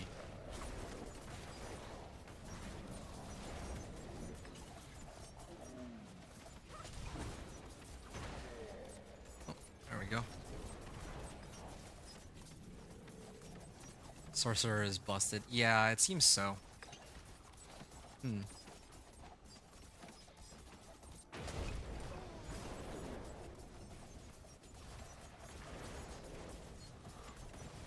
Does anything from Blizzard devs really surprise me? I'm gonna be honest. This season in particular, keep in mind, right? Like, when Season 8 came out, people were skeptical. I was kind of skeptical. Like, see, okay, the thing that really bugged me about Season 8 is that it felt like a downgrade from Season 7. Because you know that in Season 7, right? Like, Season 7 was such a fun season, in my opinion. Some people were complaining that it's just a rehash of Season 2 because you get powers. But the thing is, like, there were new zones called Root Holds. There were the Herodic Jewels. And then there was the Headhunts, right? And then there was the power. So there's like 4 different things to interact with in that season. 4 new things. And then you get to Season 8, and they kind of took out a lot of that, right? There were no Herodic Jewels or anything like that. There were no Root Holds, right? It was just reskinned Legion event and the boss powers, really. So it felt like in some ways a downgrade, but that's not all. The thing about Season... Oh, hold on, I'm just trying to sort out which of these I prefer to use. Particularly my build planner. Headhunter and Caniglyph. Oh, well, that's convenient that these would be... Wait, hold on. Wrong one. I meant to level this one. Yeah, there we go. I'll do Caniglyph, whatever. I need to level both of these up anyway, to max if possible. So, yeah, I'm gonna stop there, I guess, for this character. And I'd love to continue, but, well, I don't know. I don't think I'll be able to Originally, my plan was to play through the rest of tonight on this character, but I actually do like most of my day was spent. Um, yeah, most of my day was actually spent on working on those build guides, like the build videos, putting them together. So I didn't actually get to stream nearly as much as I wanted to. Like today, I was gonna stream the whole day, but now I can't do that. And then the next time I'll be able to stream is on Monday, but I don't know if I'll be able to play all that much. I'll have to see. Regarding what we were discussing though, because this is for the record while I'm just still recording here. Just want to finish what I was talking about. Synergy aspect. Yeah, I already have that. What I was saying was, yeah, season 7 was a lot of fun because it felt like there was a lot more to do, and even leveling powers felt a little bit tougher than in season 8, where yeah, you could get it done really fast. But the thing that bothers me the most about season 8 is that they just did not bring over the whispers from season 7. Part of what made season 7 so enjoyable was that there were so many different types of whispers that you could do all in one zone. Like right now, like I try to do whispers, it's like, oh, I can invoke 3 rituals and then I could do Venus motes. Like what happened to like following the frog and all that, right? Like they should have shuffled those around or just straight up added them all to like each region or at least a handful of them or something. I just I just feel like they keep adding features into the game that aren't a permanent addition and they just get scrapped. Wouldn't it be cool if we still had access to the Herodic Vaults from season 3? People hated Herodic Vaults, but some people, myself included, actually like them. So at least we should have the option to run them for either Obdicite or maybe like a glyph level or something. I don't know. It could be anything, really. The rewards are up to them, but it's the activity that itself is fun to have the option of doing, right? Especially for Thorn's Barb. I can't really handle bosses, but I can handle vaults with a Thorn's Barb. So, yeah.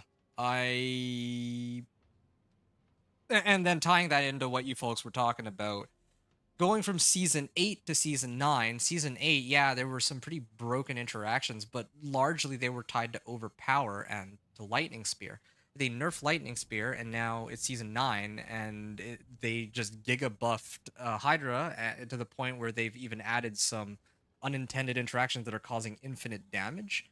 And then, in addition to that, they nerfed Overpower to the ground, so some builds that could actually function by using Overpower can no longer function at all, but hey, there's still Spiritborn Thorns. If you ask me, I think last season was actually then better.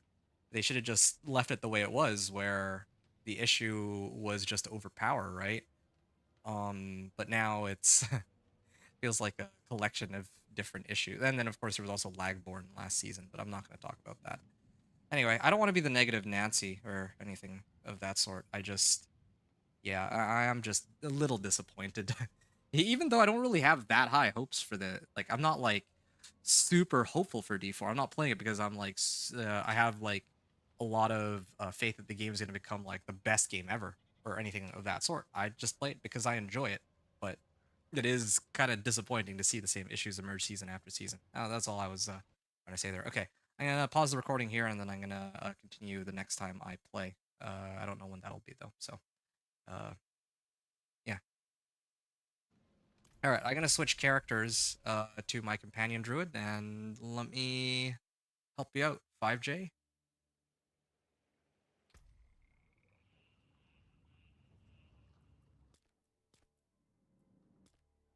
Okay. Set it to Torment 4 here. I don't know why my Whirlwind Barb. Or, no, wait, Companion Knight. Yeah, this guy should always pretty much be in Torment 4. I don't know why he'd be in anything lower than that. By the way, folks, in case anyone cares, I have another build guide coming out in about an hour. It's just rendering right now, and uh, yeah, it'll be well. Actually, I don't know how long it'll take to finish rendering, but yeah, it'll come out pretty soon for the Blizzard Sorcerer. So yeah, in case anyone's actually looking to play Blizzard Sorcerer, I put together the video for it, so you can kind of take a look.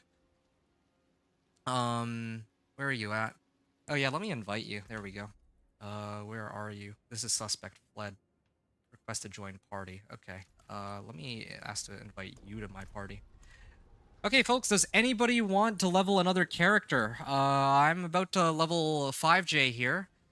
And if anyone else wants a free character level up to 60, you're more than welcome to join. Otherwise, well, yeah, otherwise, I guess I'm just leveling one person. And my remaining glyphs, too. Look at this.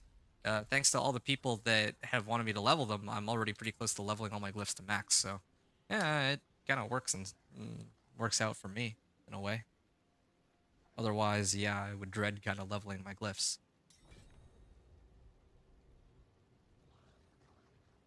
Me. Okay, nice. Yeah, the more the merrier. I want more people.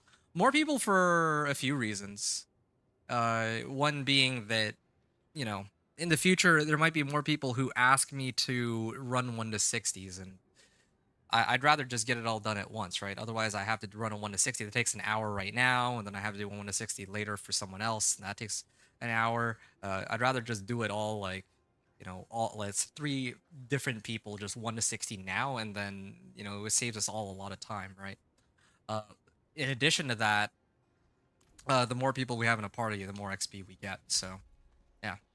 but gotta get lunch now. Oh. Well, hold on. Can't you just grab your lunch, come back, and then just AFK in the pit runs? Yo. Hey, Aaron, what's up? Are you getting in on the season 2? Do you want to level up from 1 to 60? Thank you so much. No problem. No problem. And I'm gonna send you an invite, although you're already level 53. You don't need me to run this for you, but sure. And I guess sure, 50 to 60 takes about an hour if you're spamming strongholds, I guess. So I can kind of save you a bit of time in that regard. Sure. Okay. I'm gonna give another minute. If not, I'm gonna start the runs. Yes, please. Okay, come. Come and get it. Where are you? I have you added on my friends list, I'm pretty sure. Just, I'm glad that I can actually tag people because so many people have different names on Battle.net as opposed to YouTube. I'm lazy. Fair enough. Gonna do some boring stuff for the backyard another time. Okay, there's always next time. If ever you do need help, just let me know, man. That's what I'm here for. I'm happy to help you folks out. I mean, you guys have been supporting my channel for like the last couple seasons now, and the least I can do is, give back by throwing some help your way, right? And it's not a big deal at all. I'm leveling my glyphs too, so it works out quite nicely for me. All right, here's what I'm gonna do. I'm just gonna start the runs. I start the runs. If anyone, you'll catch up. You need 5. Okay, well this is perfect then, because I realized that I can actually just start the runs, and anybody else who wants in can get in on this. Remember to pop elixirs and incense. I'm gonna start it on pit. I think I can take pit 50 without too much trouble. So I'm gonna get it going here. I have 7,000. Oh right, I remember the last time I attempted this, I didn't have all of my Paragon points allocated, right? But now I do. So my guy does a lot more damage than he used to. Okay. And oh, shoot, I have 1 point in int that I'm not supposed to. Yeah, I still don't have it quite at the point where I can just one-tap them. I mean, yes, granted, there's like 3 of us here, but still, I would have much preferred that my build is strong enough to take that, but it's not quite able to handle that just yet. Just gotta make sure that it's clear so that I can... Yeah, I'd rather be able to get my glyph upgrades, so... Okay, there. I can now just mindlessly run this while I talk to you folks now. Still gotta avoid getting hit by cold damage, but whatever. Lazy sometimes, yeah. Understandable. Okay, so Connor said, I think I'm at Paragon 170 now. Still not made it to Torment 4. What are you running again, Connor? I mean, that's fine. Like, whatever. I know some people who are like Paragon 200 and they still haven't touched Paragon, or Torment 4. It's not really a big deal. No, don't worry about it, CRS. I'm just here to help you guys. It's not... Wait, is it a Hydra Sorcerer? Is it a Hydra Sorcerer that you're running? Or is it something else? Because if it's a Hydra Sorcerer, then yeah, at that point, when you say that you'd be helping me at that point, it's just... You're just straight up just gonna be much stronger than just clearing through everything. At that point, you should just go do whatever... I thought so. You should just go do whatever activity you feel like if you don't actually need, like, levels. Yeah. I'm gonna be here trying to help out K5 anyway. Yeah.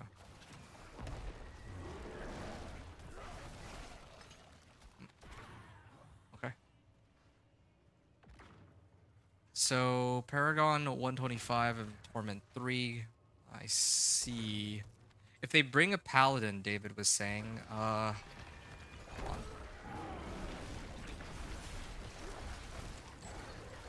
There. If they bring a Paladin, Crusader, or whatever the new class will be in the expansion, watch it be way overtuned too at first when it comes in. That's almost certainly what's going to happen. They're not going to release a class that's, like, weak on release. That just wouldn't make sense. Even I admit, like, as much as I'd like a perfect game balance, if a new expansion comes out, then people don't want to feel weak when they get the new expansion, right? Like, yeah, call it pay to win if you want, but it just doesn't make sense. Especially if it were like a game like League of Legends, which is very PvP oriented, then yeah, you know, some people might complain about this new champ getting released that is much stronger than other ones and just has like a way overtuned kit. But in the case of Diablo 4, it's a PvM game anyway, right? Granted, I don't want it to be like Spiritborn or like Season 6 Spiritborn, where the only way to play the game was by using a Spiritborn. But still, it would be nice to... It would actually be nice to not have the new class be, you know, terrible, right? Like how, I think in Season 7, was it? I think in Season 7, Spiritborn was like the weakest class, wasn't it?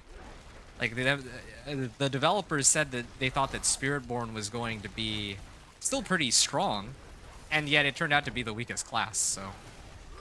yeah, I hope that... I'd actually rather the new class be overtuned as opposed to too weak, but despite that, I'm okay with it being strong. I just don't want it to be, like, bugged. That's the main problem. Torment 3 right now as well. Nice. Connor says IMO Season 7 was the best, was hands down the best season. I don't care what anyone says, I freaking loved it. It's so sad to me because that's the season where I know almost for a fact that I would have gotten the most enjoyment out of the game. But there were some things that, there were some issues in real IRL that were kind of preventing me from actually being able to play that season as much as I wanted to.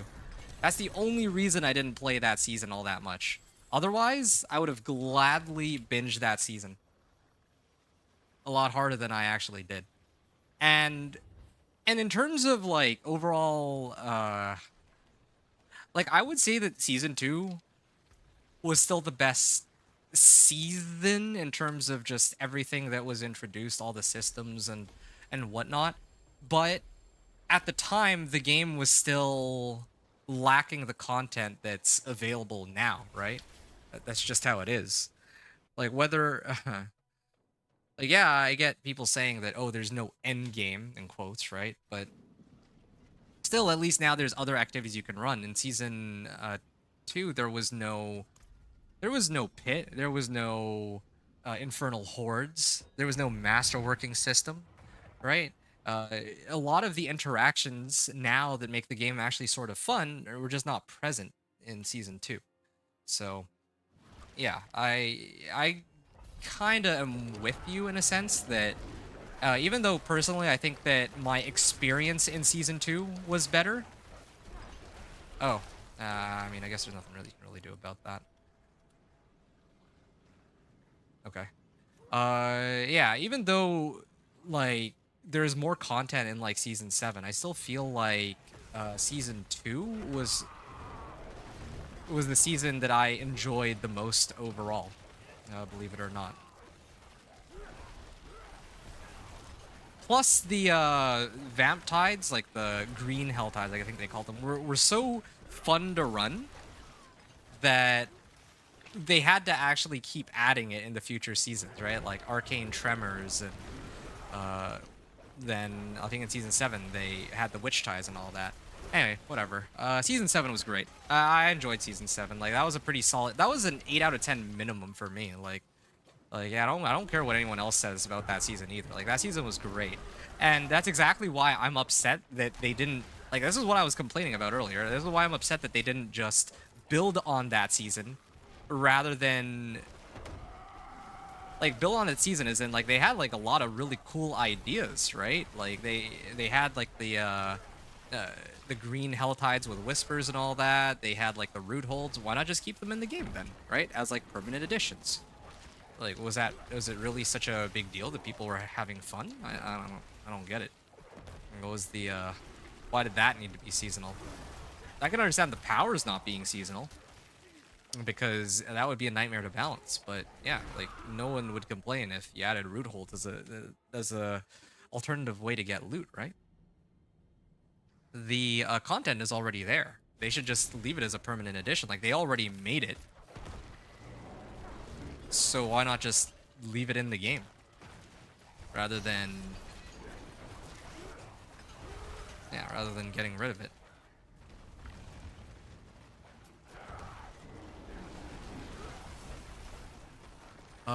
Thorn's Barb is Barb.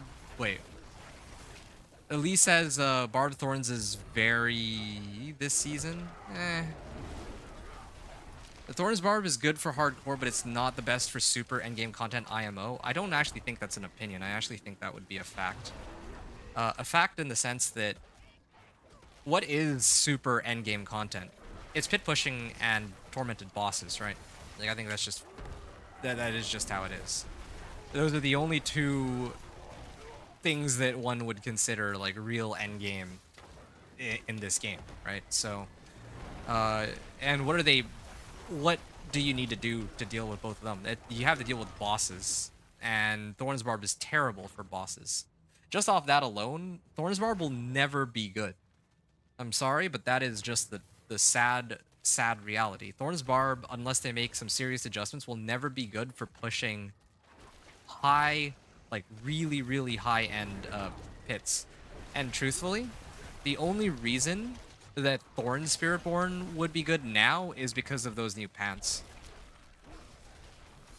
Like, good in terms of, like, actually being able to push, like, high pits, right? Yeah, like, okay, so Thorn Spiritborn's doing great right now, but it's not even the Thorns component of... It's not even the Thorns component of the Spiritborn that is making them do a lot of damage, right? It's this bug. Oh, 457 million, wow. Okay, so what else are you folks talking about? Lazy. Okay, sup Aaron, and I'll catch up, need 5 minutes, will do. Okay, good.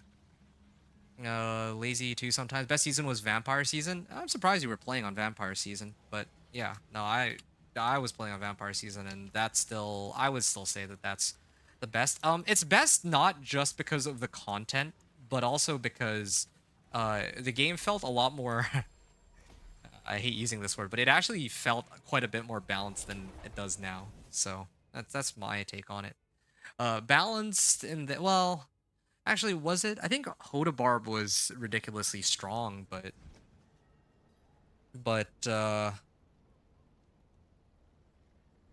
yeah, there were certain things that just didn't feel as imbalanced. Let's just put it like that.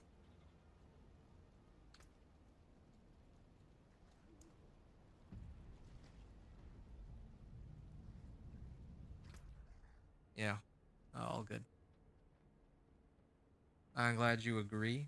K5 says no, lol. What's the no for? What, season 2 was great or what? Corned beef. I think I already have you, don't I? I could have sworn that I've added you before in the past.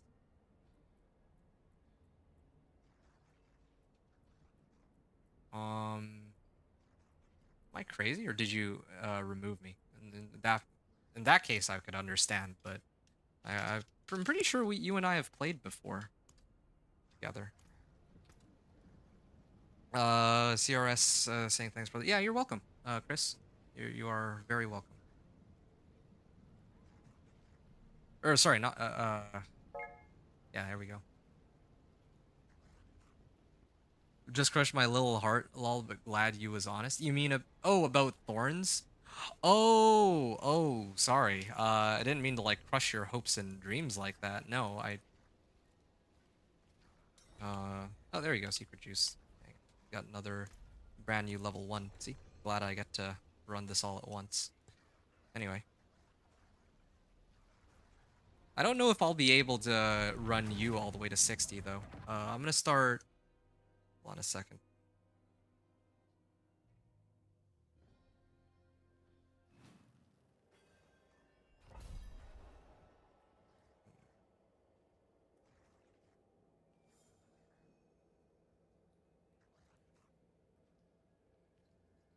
Okay, I think I can play for maybe another like 15 to 20 minutes or so. So yeah. I'll probably play until I get you to until I get 5J to level 60, and then I'm gonna have to stop there. Sorry, Aaron. I'll probably continue the like I can continue leveling you on Monday if you want. Otherwise, you could just play the rest of the way to like 60, I guess. You could probably do that in an hour from just like running strongholds if it comes down to it. Like I should be able to get you to like level 40 or 40 or 45 or something, right? It shouldn't take too long to get the rest of the way where you need to go.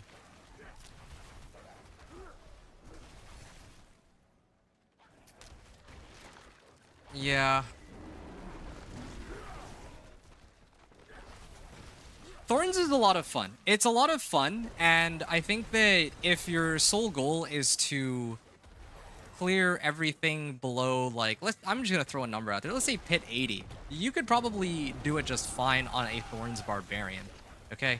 I'm just talking about, like, I'm just talking about, like, pushing, like, high-end pits, like pit 150 or something like that. The one thing that Thorns Barb has going for it is that it scales off of life, and compared to how everybody was scaling off of life with Overpower last season, well, now only the Thorns Barb can do that. But there's still no easy way to deal with bosses. Unless you sit there and just, like, you can deal with, like, these big packs. Like, you could do a pit run, everything minus the boss in, like, 5 minutes, and then the boss itself takes, like 12 minutes or something, right? And that's just because Thorns has no way to do a single target damage unless you splash like another skill that is really good for single target damage. I don't know how else to explain it better than that. Spiritborn, it's funny because in the past, yeah, there were indeed Spiritborn related builds, but they were really just using Thorns as a conduit to do more damage. Like, they were just, Thorns was essentially just a stat stick. That's what it was used for. So I don't know what to say. Thanks, Big Dog. Appreciate it. Yeah, you're very welcome. I mean, it's a pleasure to get a chance to play with you again. It's been a while. I don't think I saw you much last season. I know that we played together before, so yeah. I don't know if it's because I didn't add you or you removed me. Either way, I mean, I promise my heart won't be that broken. But yeah, no, just quite happy to get you in on this since it sounds like you know that you actually would want to play. Yeah, I'm sorry though. 5J. I hope that that doesn't completely put a damper on the whole thing. I still have my Thorns Barb up, right? And on the PTR, right? Keep this in mind. On the PTR, I managed to clear Torment 4, and then this season they made it even easier than in the PTR. So I have a feeling that you'll be just fine, honestly. I feel like if you did play your Thorns Barb, it'll be okay. It'll be for you to figure out what the upper limit of the build is. At a minimum, you'll be able to clear Torment 4. After that, I don't know how much farther the build can go. Who knows? Maybe you can scale Thorns so high that you'll be able to clear like all the bosses, like T3 bosses in like 2 hits or something. I think I removed you probably, my bad. No, it's okay. It's all good. I won't ask. I'm just Hello.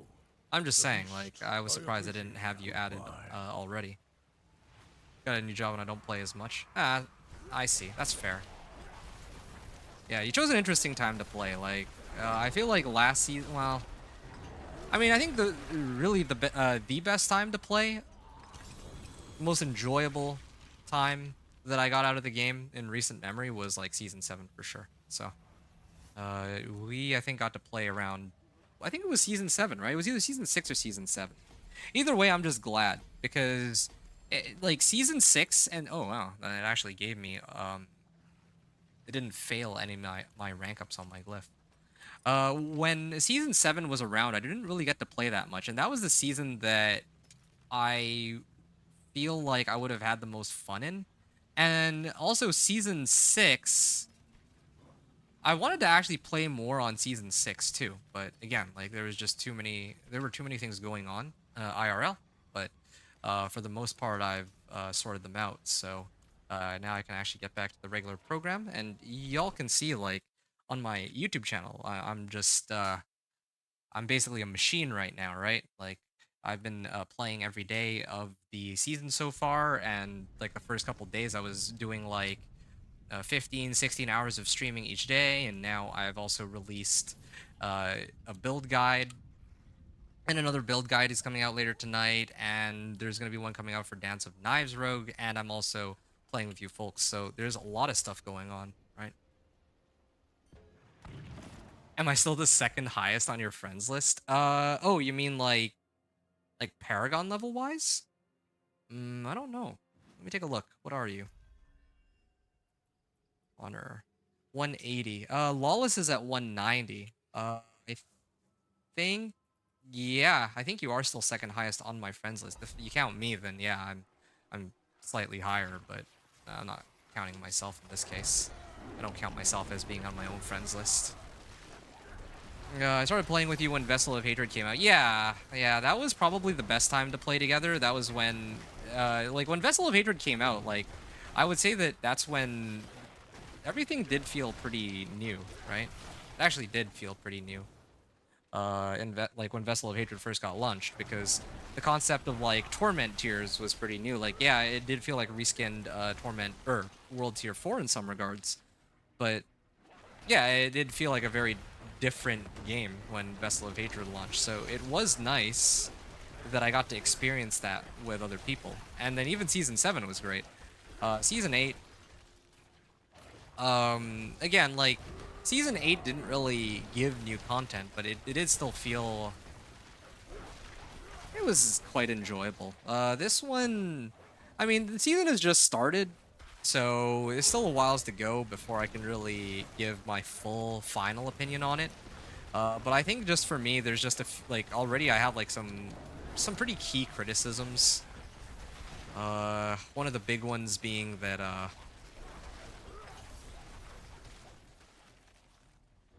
I think for me the thing that I enjoy the most about this season so far is the powers. To tell you the truth, I think that they made the right call by not... None of the powers give damage or like a damage multiplier. They give like execute or fortify or barrier, just things that actually that can actually augment your character, but not just, you know, you use this power and you get like lots of damage, more damage. I think this is way more fun, like playing around with these powers than last season. I just wish they weren't like attached to... I wish like I could just get the bonuses themselves rather than they're all attached to a spell that's attached to one of my skills, you know? So I'm still... Yeah, but that's like it. That's like the main thing I like the most about this season, but after that I'm a little more critical of other components. Like, I don't like that there's no seasonal zone this season, right? Like, what happened to the green Helltides? I want to be able to play with other people. It's supposed to be like an open... well, the way they... Like, when they released it, it was like open world, right? Or at least it's supposed to be. Part of the reason why I found Season 2 to be so enjoyable and Season 7 to be so enjoyable is because there were the seasonal zones, like the green Helltides, as they would call them. People would be running vamp tides all the time. People would be running um, the witch tides all the time. And even in season 8, Legion events, like the reskin Legion events, were like all right, but still, the green hell tides are just best. Like that should just be a thing every season, in my opinion. I, I don't know. I feel like I'd enjoy the game a lot more if I could consistently be interacting with other people, right?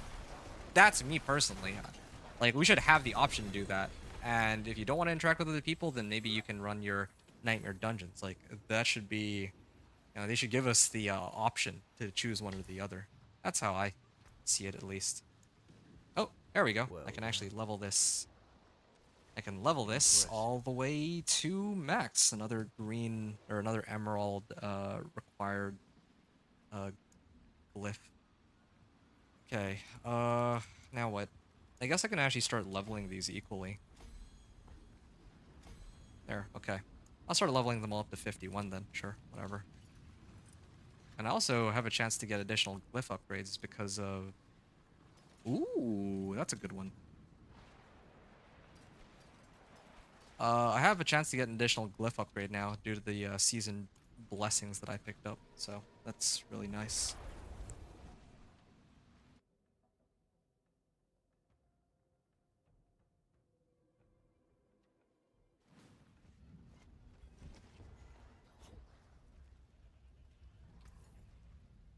Wait, is this penitent? Oh yeah, it is, of course. Okay, well, there's no point in me bothering to gamble then. I feel like I can scale. I'll scale up to pit 54 eventually, some other time. 1, 2, 3. Any more int nodes that I can pick up? There's one more here. But anyway, just trying to pump up my companion damage higher and higher. Congrats on glyphs. Thanks, man. I appreciate that. Rank 46 glyphs across the board. Just how it should be. Of course, they threw a shock lance, like, right at the entrance. Sorry about that. Nothing I can really do about that.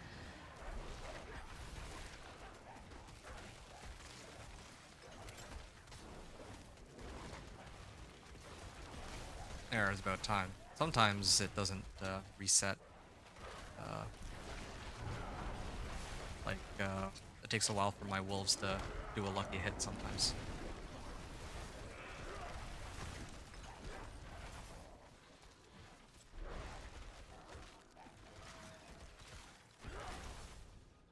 Okay.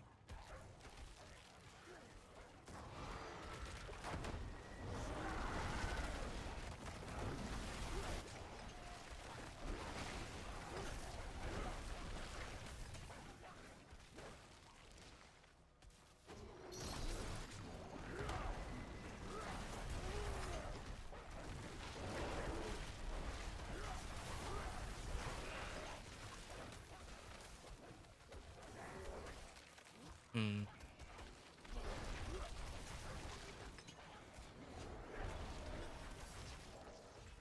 285 million. That's without all of my damage modifiers being present too. Here, let me try this real quick. Okay, I just got another legendary glyph, so I'm expecting to be reaching like 500 million at this point. Something along those lines.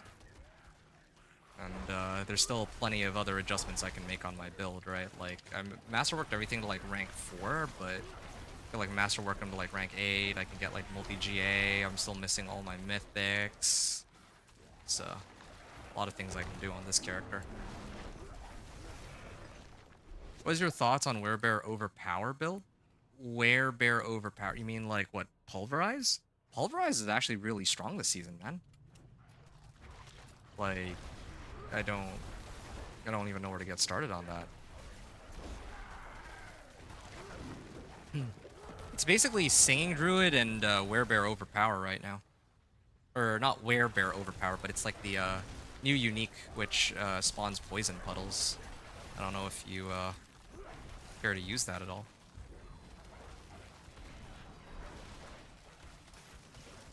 Okay, what time is it? Yeah, okay. It's taking too long. The resets on this aren't occurring often enough. Why is that anyway? What's my crit strike chance at? Maybe that has something to do with it. My crit strike chance is only 50% or so. War Cry. Crazy Cur Ohm. Yeah, I need a rune that gives me crit strike chance. Maybe that's what I need.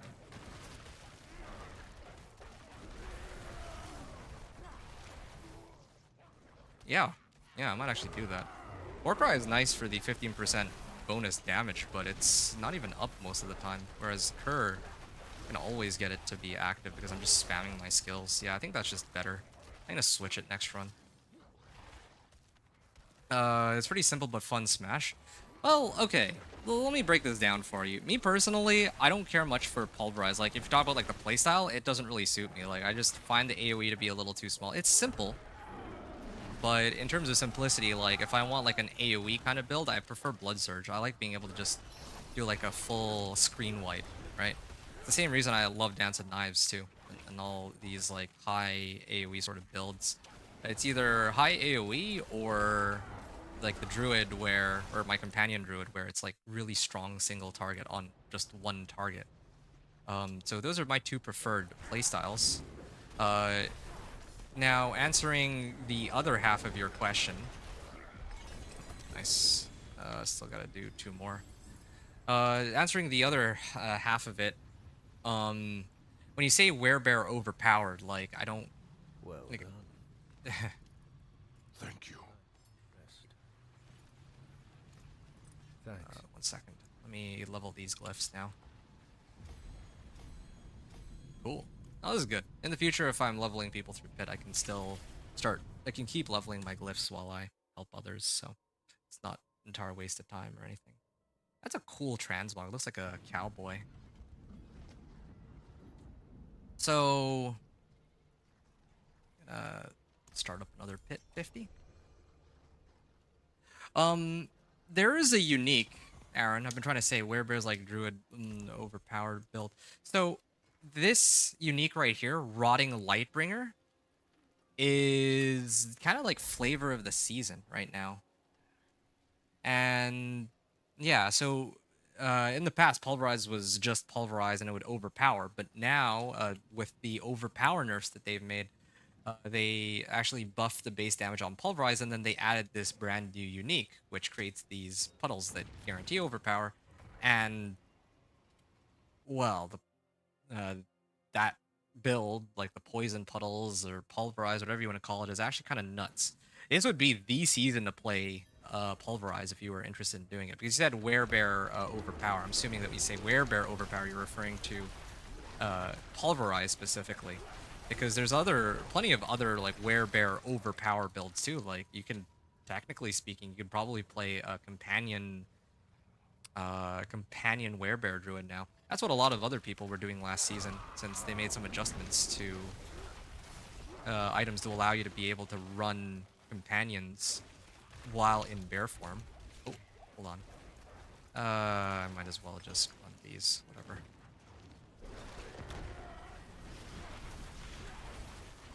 Werebear is like pulverized druid, but yeah, it's pretty much always going to be pulverized when people are talking about werebears and all that.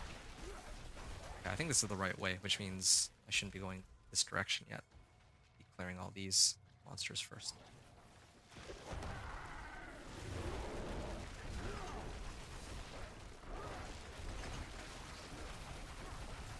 Oh, there's two entrances to get in for this one.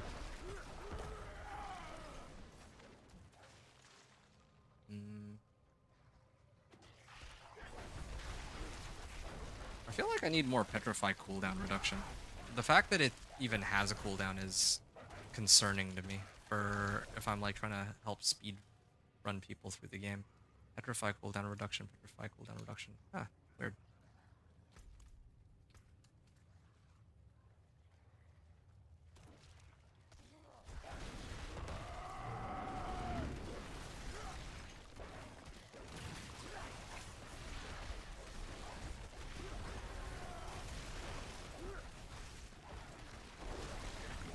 He played it a little bit last season, forgot the name of the core skill, but he just smashes the ground with his fists. Yeah, Pulverize.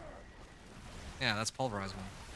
Also didn't realize you were You said you played it a bit last season. I didn't know you were playing last season, though.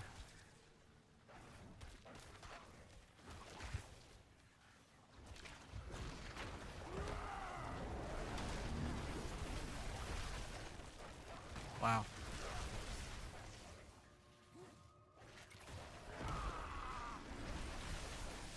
Maybe I should run Claw instead of Cyclone Armor. But...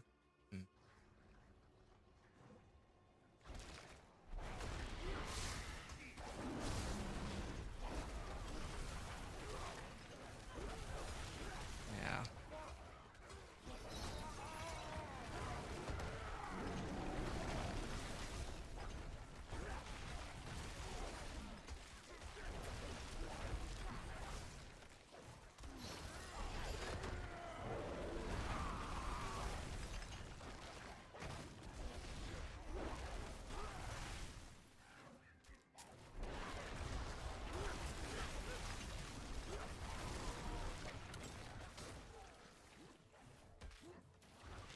Okay.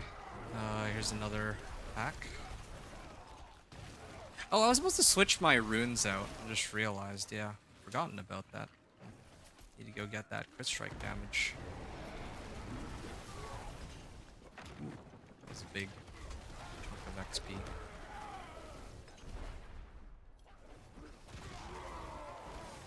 The overpower builds felt unethical last season. I am not going to pretend like they weren't. This is very true. Yes. Overpower was stupid strong. No one would argue otherwise, I think. Okay, I guess this is the last run then.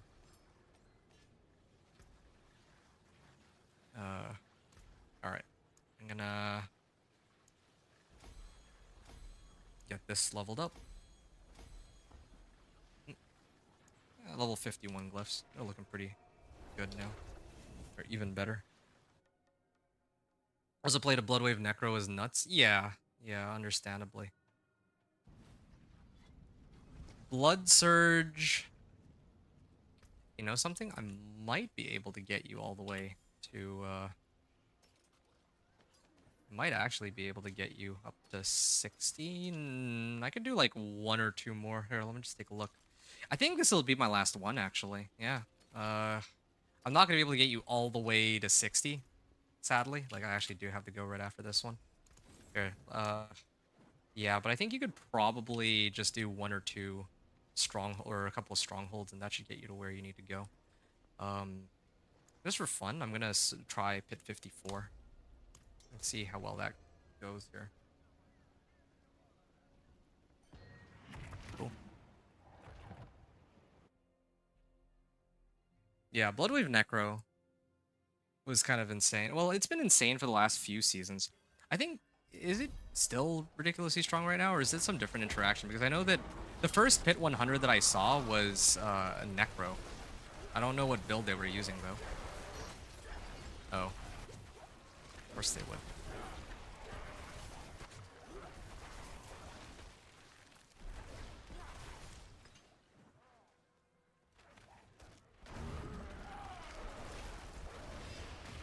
Okay, need to hold them all in here. I do need like a better amulet on this build. Like I like ranks to resonance. It's not, it helps, but I definitely need like Envenom or like Call of the Wild or something. No problem, you were a huge help. Oh, you're very welcome, Aaron. Pleasure to play with you again, since we haven't gotten to do that in quite some time, I believe.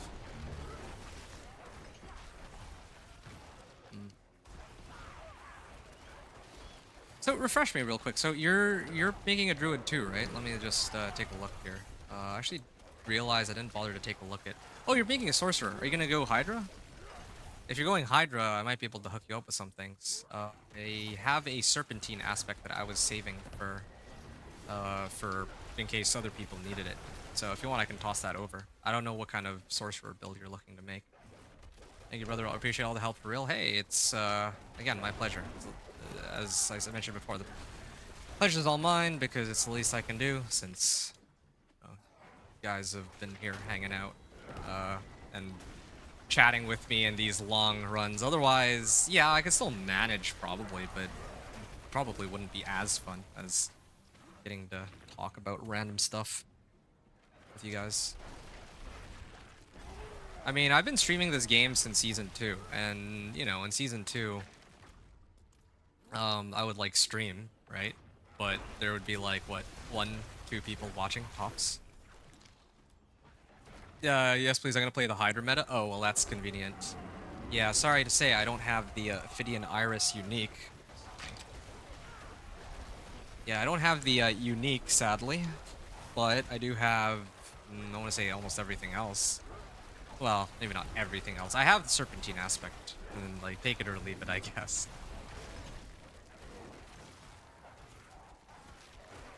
Alright.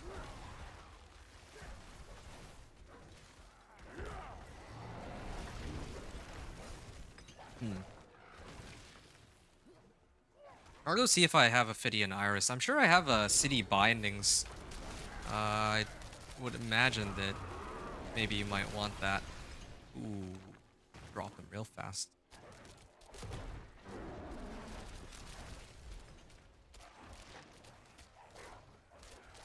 There. Pull.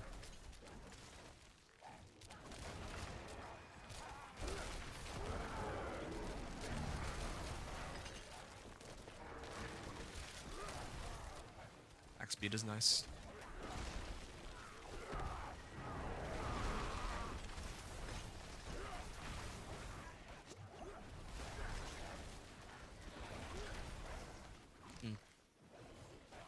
Maybe I should get more Wolves attacks, but I think that's a utility temper, right? I always try to get, like, other ones instead. What do I usually put? Lucky hit chance, right? Yeah. No. Lucky hit chance is pretty useful, too. Since it makes it more likely that my wolves will reset themselves, and that's kind of important. Oh, you actually hit level 60. Congratulations. Whatever you want to get rid of, I'll take off your hands. Okay. Let me try and help you out there. This is my last run, though. I do have to go, I think, after this. Let's see what level you end up at. Anything else y'all need to say? If not, then I gotta jet here. Again, sorry that it was such a short stream. I'd love to stream some more, but unfortunately, yeah, I do have to get going. So, yeah, maybe Monday I'll be around again for my next stream. Tomorrow I won't be here. Yeah, I'm gonna be gone pretty much all day. So. I appreciate that. The beast. Thanks. Oak be with you.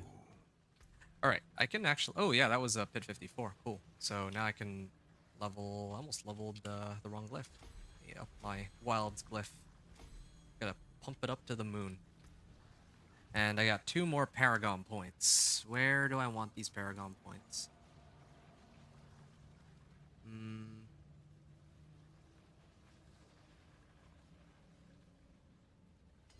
Like this, maybe? Lucky hit chance. And where's my crit chance, too? Yeah, let me try and get that crit chance rune. Oh, yeah, here it is. Gar rune. Yeah. Gotta max out my crit chance with this.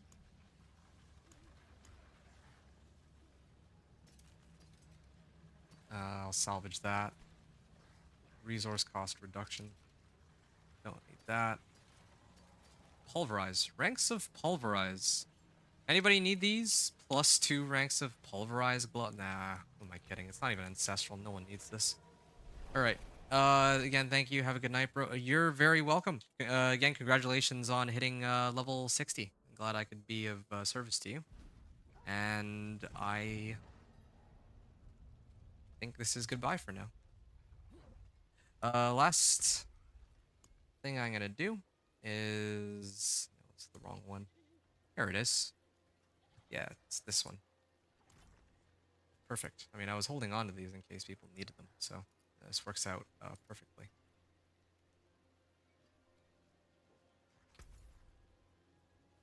Here we are. Serpentine aspect.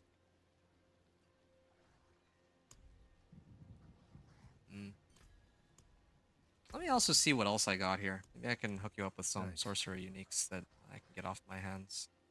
Oh yeah, city bindings. No wait, this is flame weaver. Where's city bindings? Could have sworn I had a second one. Yeah, it's not great, but here. It was a temp, right? Yeah. Okay. Flicker step. I appreciate that. Net. For a Hydra sorcerer. Yeah, I don't know what else a Hydra Sorc needs.